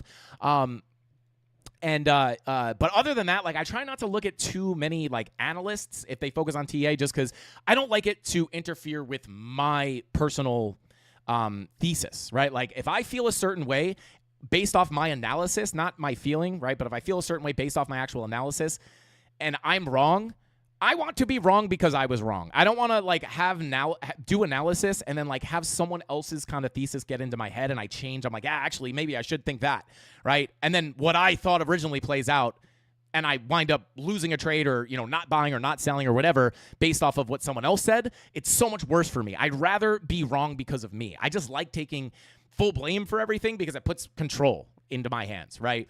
So I try not to watch too many people. Maybe I'll check out Eric Crown tonight. We need you guys to do one together. Shout out to One Hype Soul. I mean, I'm sure he probably has more subscribers than we do. Is he like super big? Would it be hard to get in touch with? Maybe we could try to hit him up.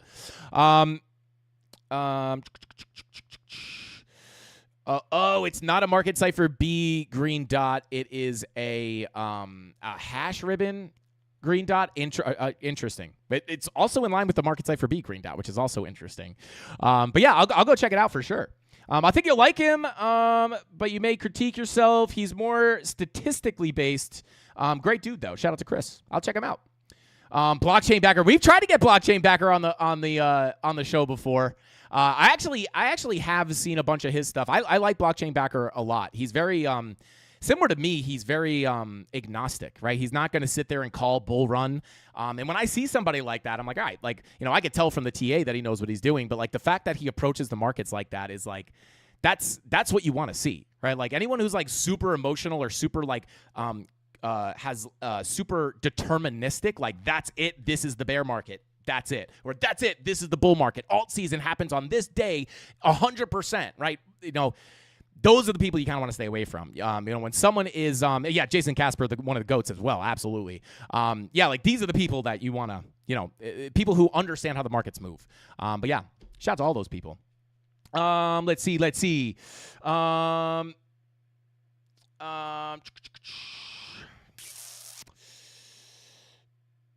ACB might pump into 420. Shout out the time. But yeah, let's continue on.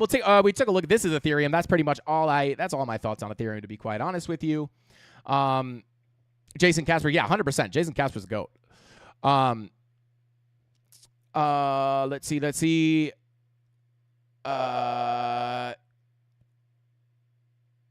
I have a post-it on my pin board with "Don't forget hash ribbon." Def worth taking a look into just as an indicator. Yeah, shout out to Simon. I'll take a look at it for sure. Shout out to One Hype Soul, Jason Casper, Jason Casper and Frankie Candles, to go to my eyes. Yeah, shout out to One Hype Soul. I appreciate that. It's not. I love that. Jason's a savage. He's amazing. He's an absolute alien on the charts. All right, so let's see. Yo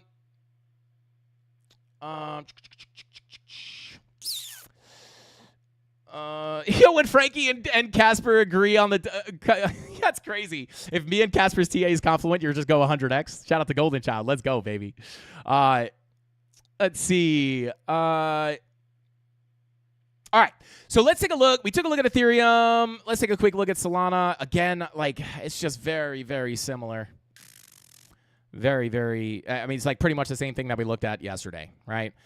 We got our move into our, actually, hang on. This is,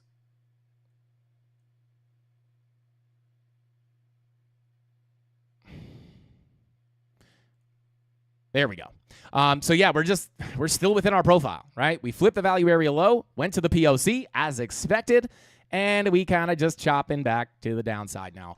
So, turbulence at the POC is to be expected based off market cipher, 4-hour green dot, 15-minute money flow looking to cross over into the green. If we can get that, it got a little rejected there. If you can get that 15-minute money flow crossover into the green, that's probably what I would look for a move to the POC again. But, I mean, we're just within our larger range, right? At this point, if you could hold above the value area low, right? POC has the open door. Flip that POC. We look to push into our golden pocket 786 value area high confluent. That bigger target to the upside is sitting between 153.54 and 167.89. So yeah, I mean, 12-hour money flow coming into the green here. As long as this isn't a fake out, which we have on the higher time frames, we've seen a lot of those fake outs. Like even back here, you even get a little bit of a fake out. You could see crossover into the green, crossover into the red, but we still continued our overall trend to the upside. When it comes to the higher time frames, right, you're really looking at that as higher highs, higher lows, right? It doesn't mean that you can't kind of chop around, right? But over time, you are putting in those higher highs and higher lows, right? Money flow crosses into the green, honestly, right here. That first money flow crossover into the green gives you the high, the higher low, the higher high, the higher low, the higher high, the higher low, higher high, right? Giving you that big trend to the upside. So, again, it doesn't mean you can't chop around here, but, this would be nice. Coming to a big 12-hour green money flow wave, continue up into these higher prices, and then assess the situation at our next key levels of resistance. That's what I'd look at. Simply put, key levels to the downside remain the same. Golden pocket, anchored VWAP is worth mentioning here at about 131.22. Golden pocket value area low sitting right here, 126.69, 124.51. So there you go. Other than that, same as yesterday. Same as yesterday. All coins are just kind of chopping around. XRP literally in the same exact place as yesterday. Maybe a little bit lower. What was yesterday? The 26th? Yeah, I mean, literally, let's see. 26th at 6:30 p.m.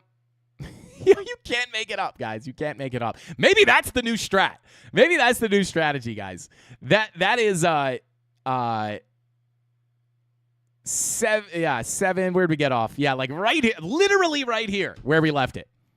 Almost the exact same price. So maybe that's the move. Just wait for price to move up or down after we end the stream, and then just short or long back to the area that we were looking. That price was at on the during the stream.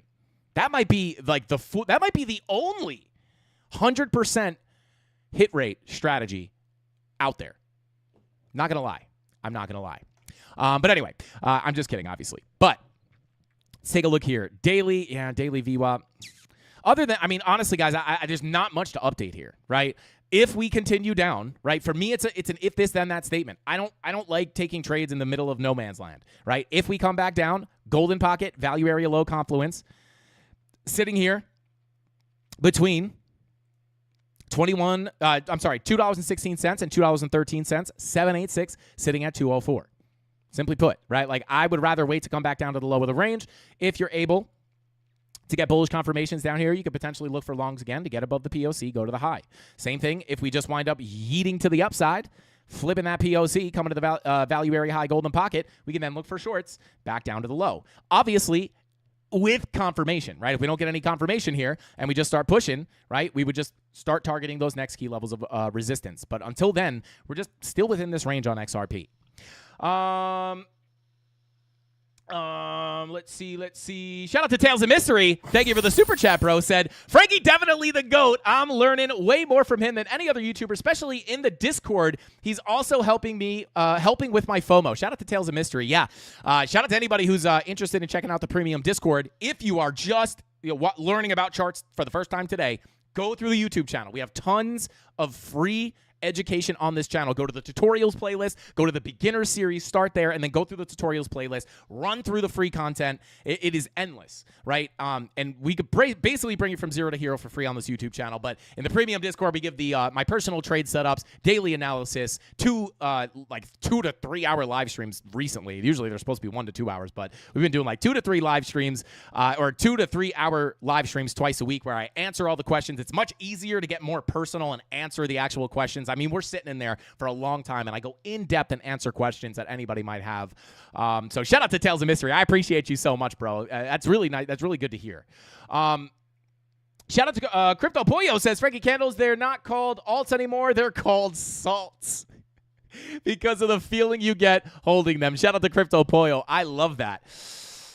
I'm definitely a bit salty on my alts too. So yeah, let's go. Let's see.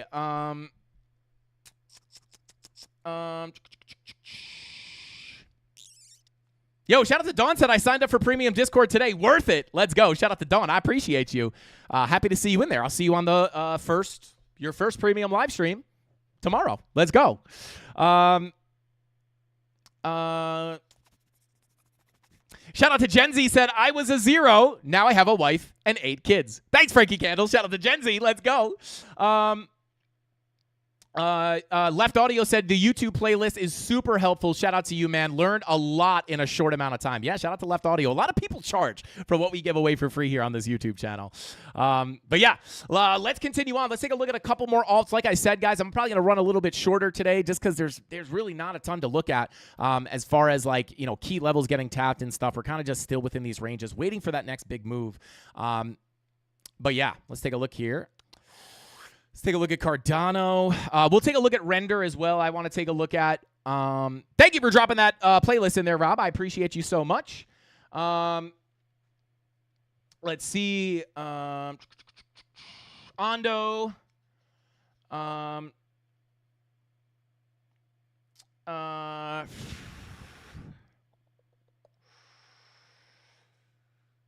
Did I miss Walrus? Shout out to Kirk. No short stream, Frankie. That can't be. Shout out to Uncle Jesse. But yeah, well, I guess we'll take a look at Cardano here real quick. I mean, local range. We're just kind of playing within this local volume. Playing within this local volume profile. Mark this out real quick.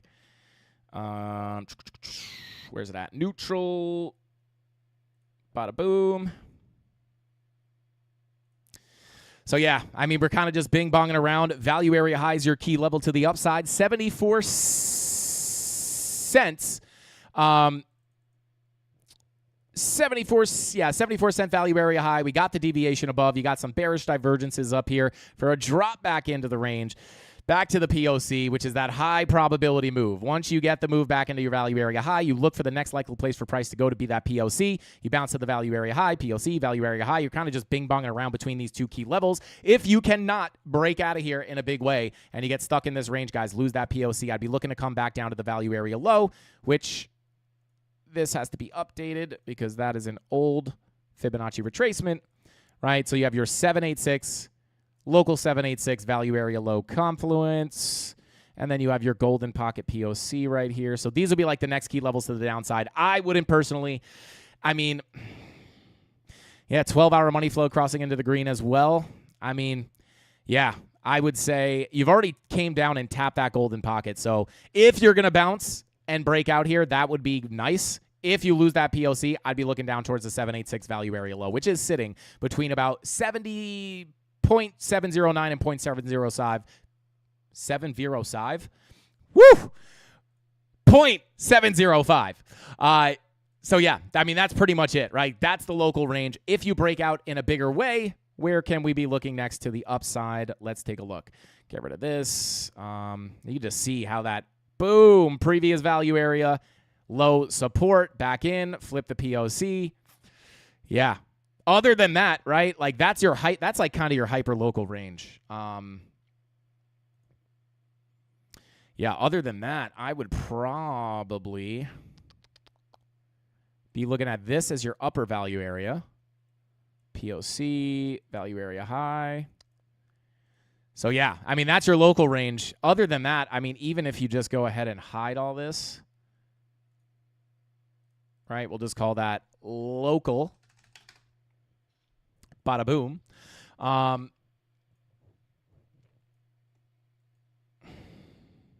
Yeah, I mean, other than that, we could try. I mean, this is wonked, right? Because you yeeted up there, yeeted down there, so I wouldn't be looking at that.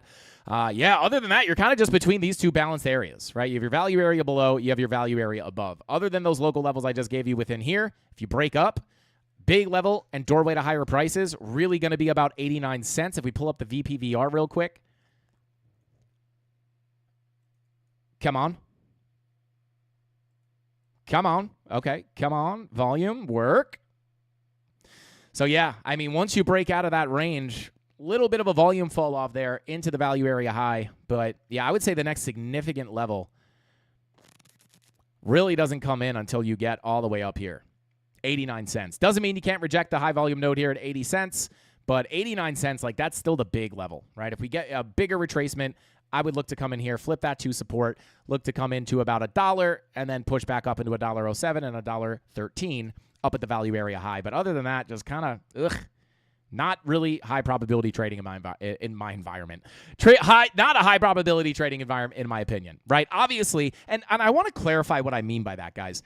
Obviously, that does not mean that we're not going to either rip or dump out of that, right? Obviously, price has to move out of here. But what it means is, like, you want to have an actual trade setup to enter your positions, right? You don't just want to, like, oh, I think we're going to come up or down from here, so I'm just going to long and see if I'm right, right? You could do that, right? That's not the way I trade. The way I trade is I like to find those confluent areas on the chart with high levels of support or resistance with a high probability area to get a reaction from, right? Like you can see here, we have a daily level, right? Yeah, maybe we will just take a look to see if we have any MPOCs down there, right? So, yeah, you kind of already tapped that daily naked point of control. Maybe you got a weekly naked point of control. Come on, load it up. There we go. Yeah,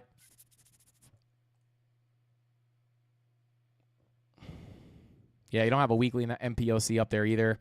So, yeah, I mean, for the most part, low probability trading. Just have that local range. If you break out, I'd look for an eventual move up to that doorway to higher prices, closer to about 90 cents. So there you go. Let's see. No trade in the middle. That's called guessing. Yeah, shout out to Crypto Pollo. I like to call it gambling, but absolutely I would agree with that. And shout out to Crypto Pollo. Thank you for the super chat, bro. He says salts, you mean, right? Shout out to Crypto Pollo. Yes, I meant the salts, guys. We're taking a look at the salt coins. Let's see.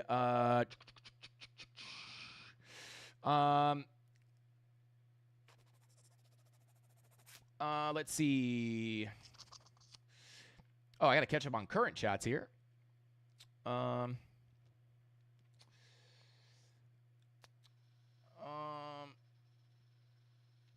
Let's see. I like yeet trading. Shout out to Gen Z, said, I like yeet trading. It's when you go long or short in the middle of a range, or in the middle of that, in the middle of the trade, max profit. Yo, shout out to Gen Z. Just long, short, and then one will play out eventually. I hear Mrs. Candles is saying something. I hear her out there mumbling. Hey, Mrs. Candles hasn't showed face in a little while. Okay, so let's continue on. I want to take a quick look at render. Bada boom. Let's get rid of the MPOCs. So let's see. This is an old golden pocket. We got to update that.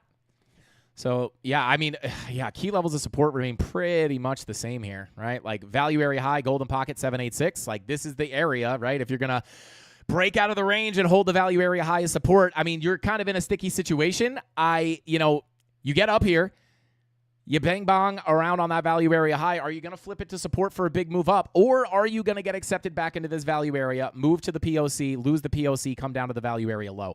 This is the big question, right? And the only thing we can really look at right now to kind of predict that is money flow, right? And we see our 1 hour money flow crossing over into the red here. That would indicate the local trend to the downside may continue. And this is not the only place that we could put the high or low in at, but it would be nice if we're going to get a breakout to hold that value area high. But you can see 1 hour money flow crossing over into the red here. Let me make that a little bit smaller. Yeah, so 1 hour money flow crossing over into the red. And then let's check the 12 hour and the 16 hour. Yeah, so you don't really have a market cipher B116 strat there, to be quite honest. VWAP's kind of just rolling over. Daily red dot is printing. 90-minute money flow is crossing down, right? Like we're trending to the downside. If this money flow crosses into the red on the 90-minute with that red dot on the daily at the same time, this would make it more probable to flip that value area high to resistance and look for the move to the POC. And then once you lose that POC, could get potentially a pretty fast move to the downside. Remember, quick moves up oftentimes lead to quick moves down. So I would be careful here. You really want to hold above this 786. If you lose it, I'm looking down towards that POC. And then if we pull the pull some more, yeah. Other than that, right, your 786 and your value area low right here. And then the golden pocket would kind of be an honorable mention. You don't really have no confluence there. Let's check the anchored VWAPs. Yeah, if you do come down, that anchored VWAP from the low will be confluent there. So yeah, these are the key levels I would look at to the downside. I wish you had like a daily level down here or something, but you just don't. But yeah, that's the range I would be looking at. You lose this, yikes. If you could hold it, maybe you get the bigger move up. And you are tapping very important resistance, right? Because you have your upper range, your larger upper volume profile here, right?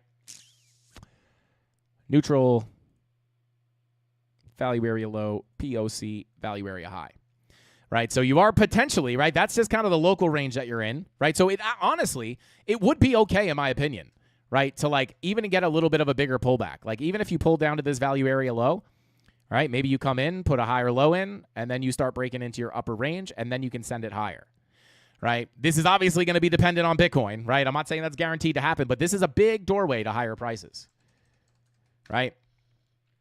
Big value area low above, right? And what do we always say?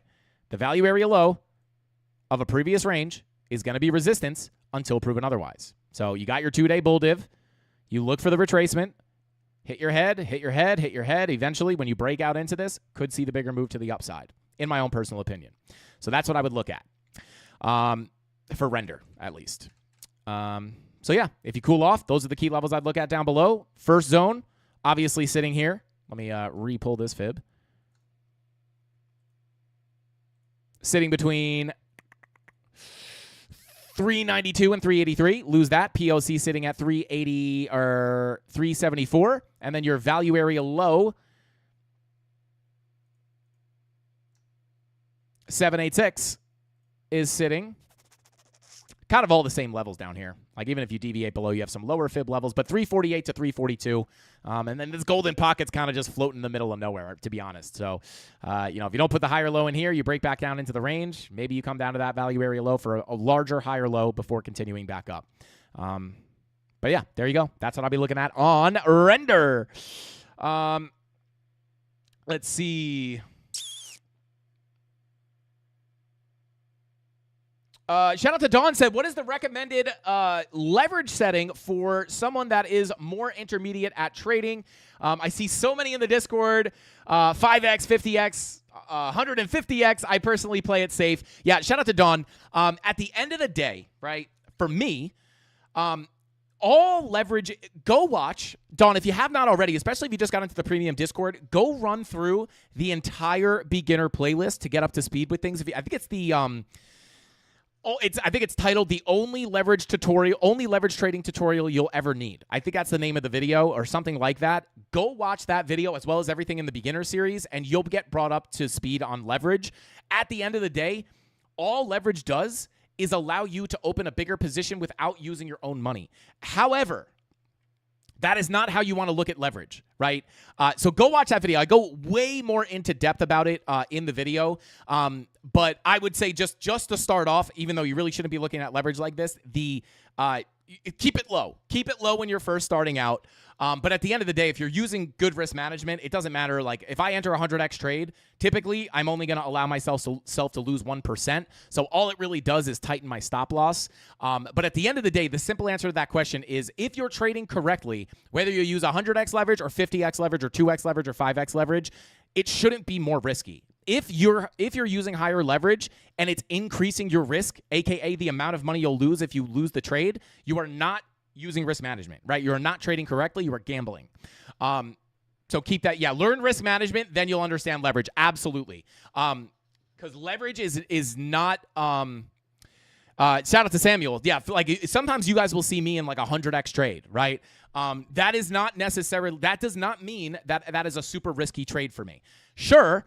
I don't have a lot of room for that trade to go bad, right? Like it all has to do is push to the downside. I'm going to have a really tight stop loss. But if I get stopped out of that trade, I'm typically only going to lose 1 to 2% of my account. So whether I'm in, only thing that changes is the amount of money you need to open that position, right? So you have to understand the relationship between leverage and margin. There's a whole bunch of stuff. So go watch that video, especially if you're just here and you're new to leverage trading. Go watch that video. Shout out to Gen Z, said professionals only use 200x. I know Frankie does. Shout out to Gen Z. Let's go. 2x Frankie is hella fast. Yeah, shout out to P.O. Only the bravest of the Mafia could take Frankie candles in 2x. Jungle Boy says I still use 3x. Yeah. At the without leverage trading, it's not worth it. Shout out to MK. I'm not 100% sure exactly what you mean.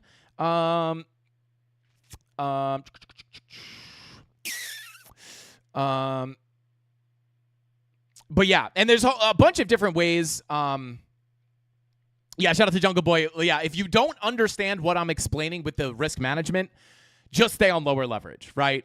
But yeah, go watch that video if you have not already. It'll open your eyes to how you should be using leverage. It should not increase your risk.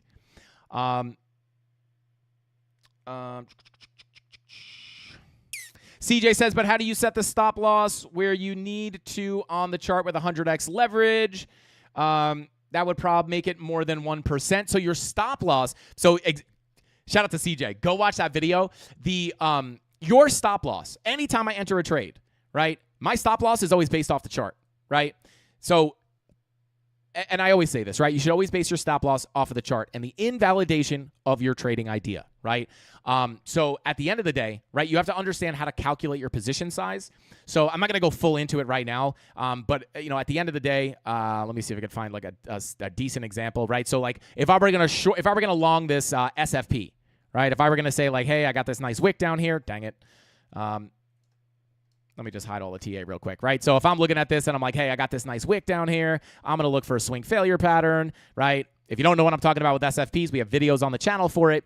And let's say I'm just going to like target the,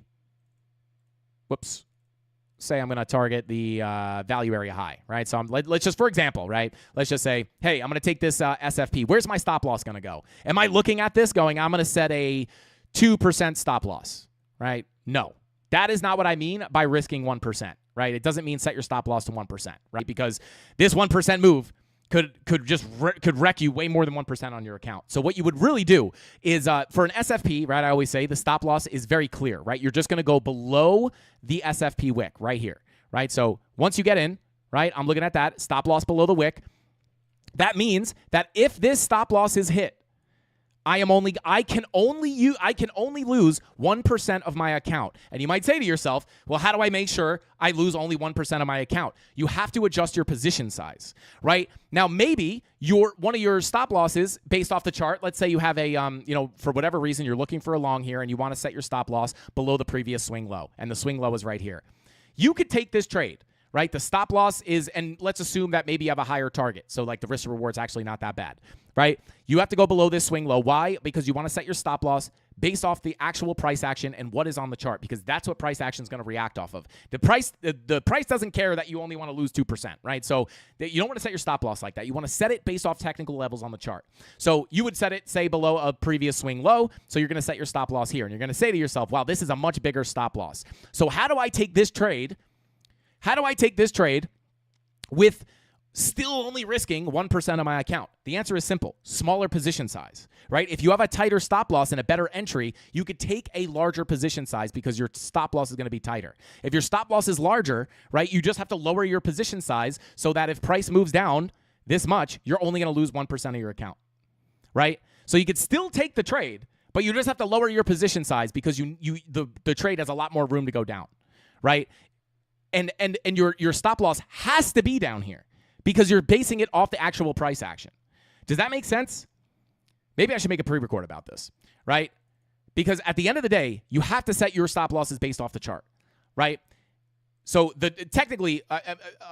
simply, right, like the tighter your stop loss, the tightness and looseness of your stop loss is based off of many things, right? You obviously want to set it based off the chart. However, you also kind of want to set it based off the chart. Sure, you can choose to risk more, right? But that has nothing to do with your stop loss, if that makes sense. It's really hard to explain, right? Like if I wanted to say long here, right? Like actually, let me pull up Ethereum, because this is actually really clear on Ethereum, right? When we had this big liquidation, right? Let me pull it up on So when we had this big liquidation on Ethereum, we were looking at this, right? In hindsight, right? I'm going to explain this right now. When you look at this, right? If I wanted to take a long here, right? Where's my stop loss have to go? It's got to go all the way down here, right? So even if I was targeting all the way up here, right? It's like, that's a huge stop loss. Does that mean that I can't take this trade? Well, yeah, sure, I could take the trade, right? But I have to make sure that if Ethereum goes down all the way here, I have to make sure I only get stopped out for 1% of my account. How do I only lose 1% of my account if price moves down this much? Very simple. Tiny position size, right? You would have to take a very, very small position size, right? Whereas if you take a trade where your actual stop loss can be here, let's assume this wick is not there, right?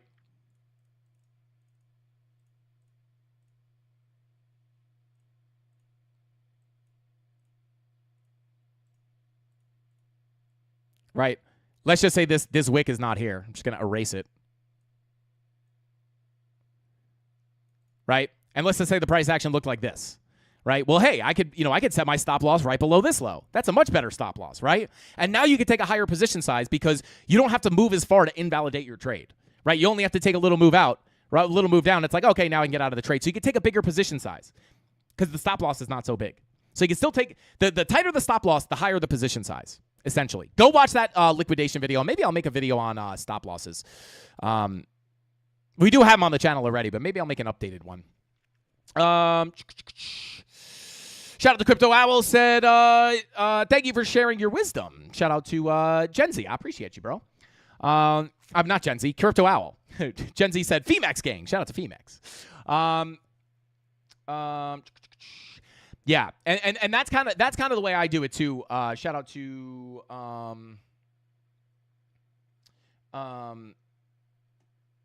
shout out to SA Razor, said I prefer them tight. Sometimes I'll allow a loose one, and it's fine. You can have a looser stop loss. Sometimes I even do that, right? Like a lot of the time, I like to get like sniper entries with a super tight stop loss. That way, it's like, hey, I get to take a massive position size, right? And if I'm right, that massive position size is going to be beautiful. The problem with that is if I want to take a massive position size, I have to have a really tight stop loss, right? And sometimes when you take something like an SFP, right, those stop losses are usually very tight, right? Because let me see if I can find a good example. Yeah, like right here, right? Like if you were looking for this as an SFP, right? And you're waiting for the SFP up there. I'm not going to talk about how I enter the trades and all that, just because it'll take forever, right? But if you get a nice entry on that SFP, look how tight your stop loss can be, right? Right above that wick. That wick breaks, I want to get out, right? So you can take a huge position size, and then if it sneezes to the upside, you have this tight stop loss. But the stop loss is not. I'm not saying I want to take a huge position size. I'm making the stop loss tight. The stop loss just happens to be really tight because the invalidation is there. The reason the stop loss is here is because of the chart. I want to be very clear about that. You want to set your stop loss based off the chart, not based off how much you want to lose. You set the stop loss first, and then you use the stop loss percentage to calculate your position size. Hopefully that makes sense. If not, I'll try to explain it again another time. Hopefully, hopefully that came through. But yeah.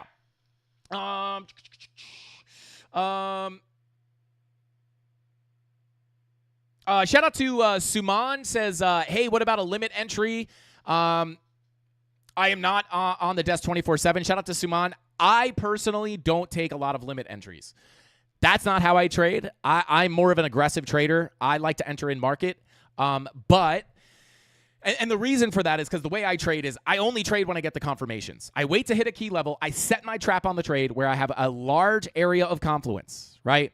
So I like to find an area on the chart, right? We'll say an area of resistance where there might be like a daily level, a value area high, a weekly level, a golden pocket, right? I like to find those high confident areas that are likely to give us a reaction. But even though I know there's a lot of confluence up here, I am not just going to set a limit order here and hope that if we come up, we're going to get the reaction, right? This is very dangerous because if we come up there and there's a lot of volume and we don't get any bearish confirmation to actually take that trade, price is just going to rip through that level. So it's really hard because, the only place I could say that you would want to set your stop loss in that case is you would have to put it above a previous high, right? So like if your price action looks something like this, right? And then you're looking for price to come back up, and then you want to short it back down to continue a downtrend, that's all fine and dandy, but then you would really just have to set your stop loss somewhere above, maybe above a previous high or something like that. But that's a really dangerous situation in my opinion because, again, the way I trade is I wait for the area of interest to get hit, look for the confirmations, and then only then do I take the trade, right? Because, again, if you don't get bearish confirmations here, you might just push through the level.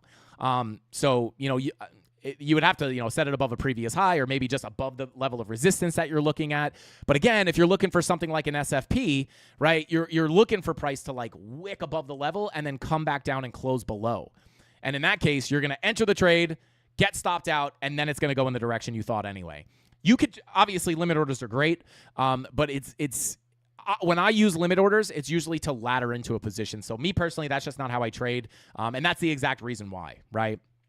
And that's like pretty much the current situation that we're in on Bitcoin, right? Like I was actually talking to the premium Discord earlier. But like I'm looking, like if we get a move down here, like this would be really nice. I would love this, right? But I'm not just setting limit orders here, right? Because if we come down there and we don't get confirmation and price is really bearish, we might just melt through that level. And again, you could take a shot and just get stopped out, but it's just not the way I trade. It's I prefer to take aggressive market entries. Shout out to Wick said he likes his trades loosely tight and he likes to trade aggressively passive. Shout out to Wick 589. Always eloquently saying things. Shout out to Wick 589, our famous poet of the CandleMafia, also absolute OG of the CandleMafia.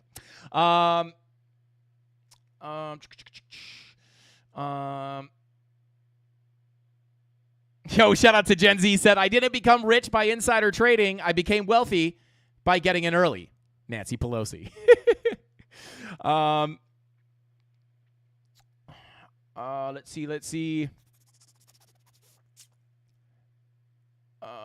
Shout out to Unclear Fates. Says, what indicator is that? I assume you mean this indicator. This is Market Cipher B. Market Cipher B. This is a paid indicator. You do not need paid indicators. We do have a discount code if you want to check it out. MC Frank 20. I think I have a thing here. Bada boom, MC Frank 20 if you want to get 20% off. But you do not need paid indicators to make money. This is obviously a huge part of my analysis, as well as some other paid indicators. But if you're just starting out, you don't necessarily need Market Cipher or need a paid indicator. You can become a profitable trader with everything that's free on TradingView. But this obviously gives you, in my opinion, a big edge. But it is paid. Day 13 of ZBEC. Let's go. Shout out to World War. Let's take a look at ZBEC, bro. We were going to look at it yesterday.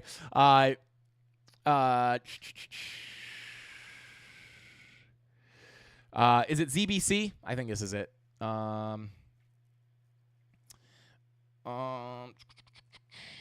Okay, so let's take a look at this. Oh, ZBEC. Let's take a look. All right. Well, you got a nice little. Let me just make sure this is. Okay.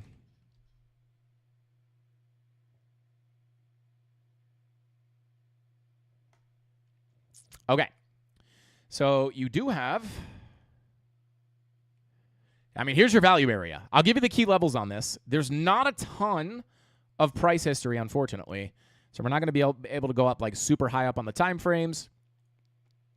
Shout out to World War.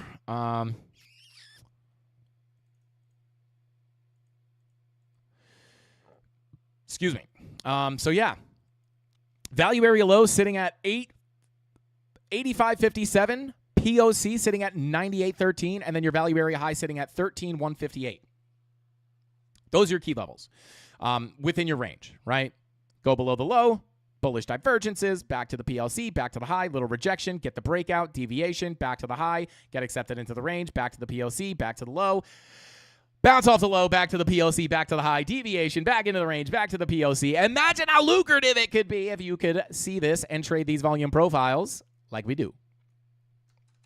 Absolutely beautiful.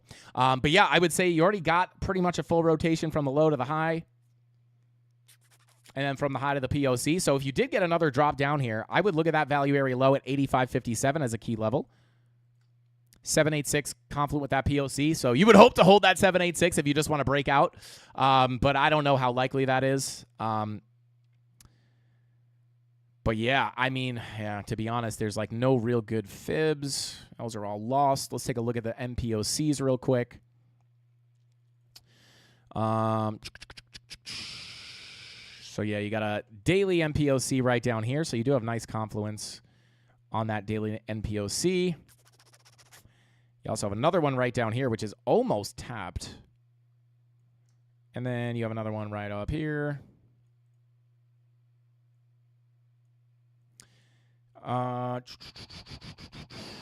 Let's see.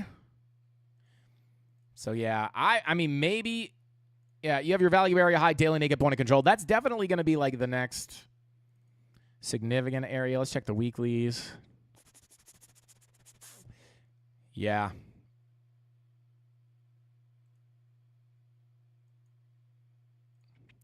So yeah, I mean, you're in the middle of the range here. That's kind of a gamble in my opinion. I would rather wait to come back down to the low for a long or back up to the high for a potential short.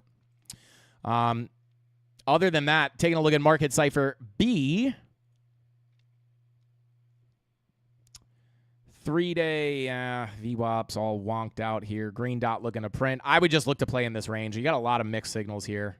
Money flow's all chopped up on the 12-hour or 10-hour in the green, back into the red, back into the green. Hopefully this is just indicating the trend is going to continue up. This is just like making higher lows over time. But yeah, that's kind of what I would look at, right? Like these are your key levels for sure. And I would say, you know, if you hold this, right, you have your fib, you have your local 786, whoops, from the low to the high, right? So you like to hold on top of this blue box and then break out to the value area high. But I would personally prefer to rotate back to the value area low for a significant long position. But those are the key levels I would look at for sure. And then higher time frame, we just can't really take anything out of this because there's no information on those higher time frames. Yeah, 2-day money flow coming into the red. Obviously, you know, a lot of the alts are going to be tied to what Bitcoin does anyway. But Tales of Mystery said, thank you for the super chat, bro. He says, can you read my super chat on the PIP challenge? Let me see. I didn't know I missed that. Do you think the 20 pip challenge is an okay way to grow an account starting with 20 USD? Shout out to Tales of Mystery. I think I know what you're talking about. Hang on one second.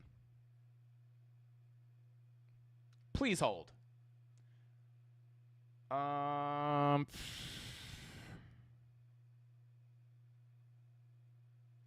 Never mind. I think I saw this somewhere and screenshotted it. Listen, do I have an opinion on that? I mean, it doesn't hurt to try the challenge, right? I think it's I don't know. I'll be honest. I think I'm not 100% of the rules of the 20 pip challenge, but the growing $20, I think it's legit. Yo, shout out to Tony D. Said 750 likes and I crashed the stream right now. Tony D is just hacked into the mainframe right now. He's about to pull up a Rick Roll gif live on the stream. Shout out to Tony D. Ban him. Get him out of here. Call the cops on Tony D. Lock this guy up. Shout out to Tony D. Tony D, are you at the studio right now is the question. Are you here? Hopefully you're not creeping. I did hear Mrs. Candles talking to somebody. Coming up on a 2-hour stream. I tried, guys. I tried. We don't have a lot to look at. And usually, I mean, with the altcoins, we rambled about XRP, we rambled about Ethereum, but it's all the same. But I do understand that new people, not everybody tuned into the live stream yesterday, so I always wind up getting sidetracked. But yeah, the 20 pip challenge. I mean, yeah, I don't know. Again, I don't really know the full details about it. But I'm sure it just has to do with compounding. But yeah, I mean, I don't know if the yeah, I don't have any kind of significant opinion on it. I think it's probably a decent thing to try out. I would try to be careful gamifying when you're learning. And again, I don't know the rules, but a lot of times yeah, it's if you try to gamify it or just try to add any other kind of I don't know if it's more of a challenge as in try to make this much in this amount of time or this much in, I don't know how it works.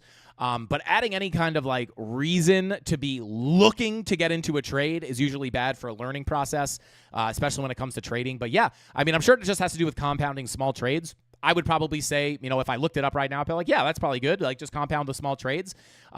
Yeah, I don't know. I wish I could give a better answer. I would have to look up more of the details of the actual challenge. But shout out to Tales of Mystery. Maybe I'll look into it after the stream. Let's see. What do I think of fractals? Shout out to Codon. Says LFG Tony D. Yeah, fractals as in just price action fractals. I mean, we look at them sometimes. You can't obviously expect them to just play out exactly. I looked at let me pull up a clean chart here real quick. We looked at this fractal. Let me hide this stuff. When talking about this kind of macro top here, we kind of talked about how it looks kind of similar to this fractal, right? We drag it over here. We kind of just resize it, right? Bada boom, bada bing. Gonna have to zoom in here a bit and resize it. But yeah, we looked at this recently. It's not something I look at often, but this was something that we looked at, right? Anticipating a potential drop down to, let me actually re-grab that. And it doesn't guarantee that it's going to play out, right? I want to be very clear about that. But, yeah, we look at this and we're hey, this kind of reminds us as of the top formation that we were creating in 2021. And then we drag it onto our current price action, right? And we try to line it up and just be well, hey, this is kind of similar, right? And again, this isn't something that's going to be oh, it's forming the same pattern. It's 100% going to play out again. But this was something that we were looking at hey, guys, if we're going to get the bigger drop down, I don't remember exactly when we started looking at it, but, you come up, you sweep the highs. You come up, you sweep the highs, right? You get a little bit of last minute support on your value area or your PLC of the range, and then you get the drop down. And this is what we were looking at for a drop down to our bigger Fibonacci retracement, right? And what happens? It winds up being very, very similar, right? You have the double top, the sweep of liquidity. You get that. You didn't get as much of a, I guess you could kind of mark that out somewhat as a bear flag maybe. But yeah, you just kind of come down, consolidate, next drop to the downside, next drop to the downside. And that's what we were looking at. So yeah, again, it's not something I would make decisions off of. I wouldn't see this up here and be oh my God, it's definitely going to dump short it. But it does help. It is something that I look at. But yeah, just not something I necessarily trade based off of. So yeah, hopefully that clears it up. Let's see. Never see how Tony D looks like except for the little small pick icon. Shout out to Gen Z. He has been on stream a couple of times. But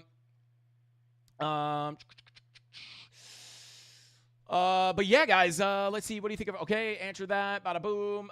It's unfortunate a lot of people just show up when there's crazy price action to look at Frankie's answers on the test. The real sauce comes when Frankie gets bored with price action and rambles. Yeah, shout out to K Diggity, 100%. But those people that stick around are the ones that deserve the real sauce. But guys, With all that being said, I think that's all the time we got for tonight's live stream. Like I said, guys, short stream tonight. Only went for about an hour. But that's all the time we got for tonight's live. I will see you guys tomorrow. We'll see what happens here. You guys have all the key levels. If you just tuned in, you can check out the beginning of the stream. We cover everything in massive detail. I'm holding my long from the bottom of the range. I'm also holding my local short from the top of our scalp range. So we'll see which one plays out first. But yeah, if you want my thoughts and you're just tuning in, scrub back to the beginning of the stream. We cover everything in detail. But until next time, guys, I'll see you guys tomorrow. Same place, same time, right here, 5:45 p.m. Eastern Standard Time, right here on the Frank Candles YouTube channel. And hopefully, Bitcoin can make a move. Almost cursed there.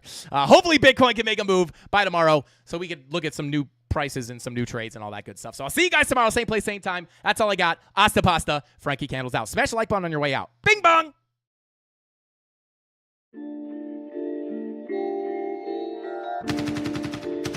Look what's next for me, Joe. I'm gonna get that second bell. Where the is it? They should have had them two bells ready. Spin it for me. Yeah. Head up in the clouds, dog, they saying I look stressed. I've been feeling down, pray to God that I'm up next. Remember when she blew me off, that's why I can't text. Now she call me petty, but I swear I can't forget. This ain't a test. Now they saying that I ball like Jerry West. Coming back for what is mine, can't take no less. I said go and take a shot, so I need your best. And stop the threats, don't know what is in me. I don't got time, I'm not giving the energy. Too many people around me, I'm finicky. I do not mess with you, dog, you're not kidding me. You don't got way too close. I've been up at the top now, so they all wait for the landslide. I seen too many people that switched up, whose man's high. Through it all, I stay the same, I swear to God, I can't lie. Been down so damn low that I came up for my life. They talk way too much on the internet, it's not real life. I swear my fam waiting, I can't lose, and I'm still right. Still right, I swear that I'm working, I'm up till like midnight. It's real life, I got a time and I'm coming to get mine. In time, I cannot lose and I'm coming right inside. I'm in my, yeah.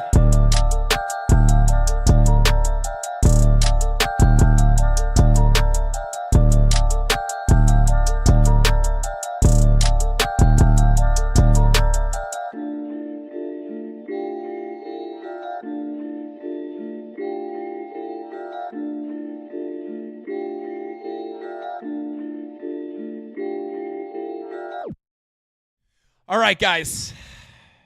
It's been long awaited. Some of you guys don't know what Tony D looks like, so I'm going to bring him here on camera. Hang on one second. Come on, Tony. Psych! I actually still don't know if Tony's here. He might be here in another room. But yeah. Anyway, guys, I'll see you tomorrow, same place, same time, right here, 5:45 p.m. Eastern Standard Time. Hasta pasta. Frank Candles out. Bing bong!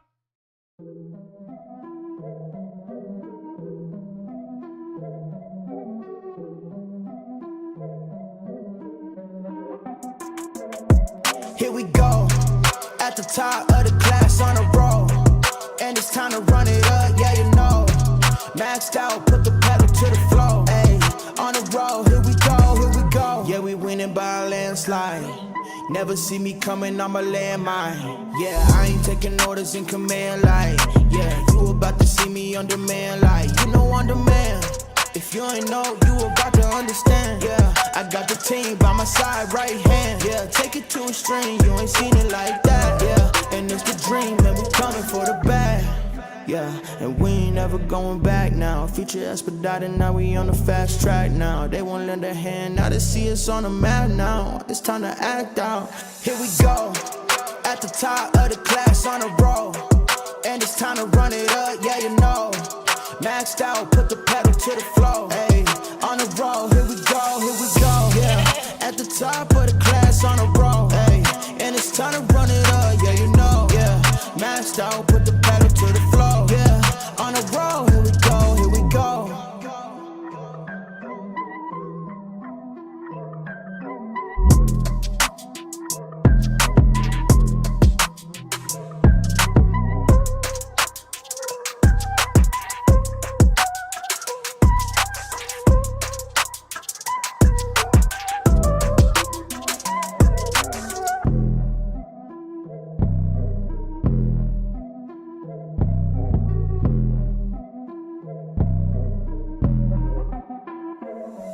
Here we go, at the top of the class on a roll, and it's time to run it up, yeah you know. Maxed out, put the pedal to the floor, ayy, on the road, here we go, yeah. At the top of the class on a roll, time to run it up, yeah, you know. Yeah, maxed out, put the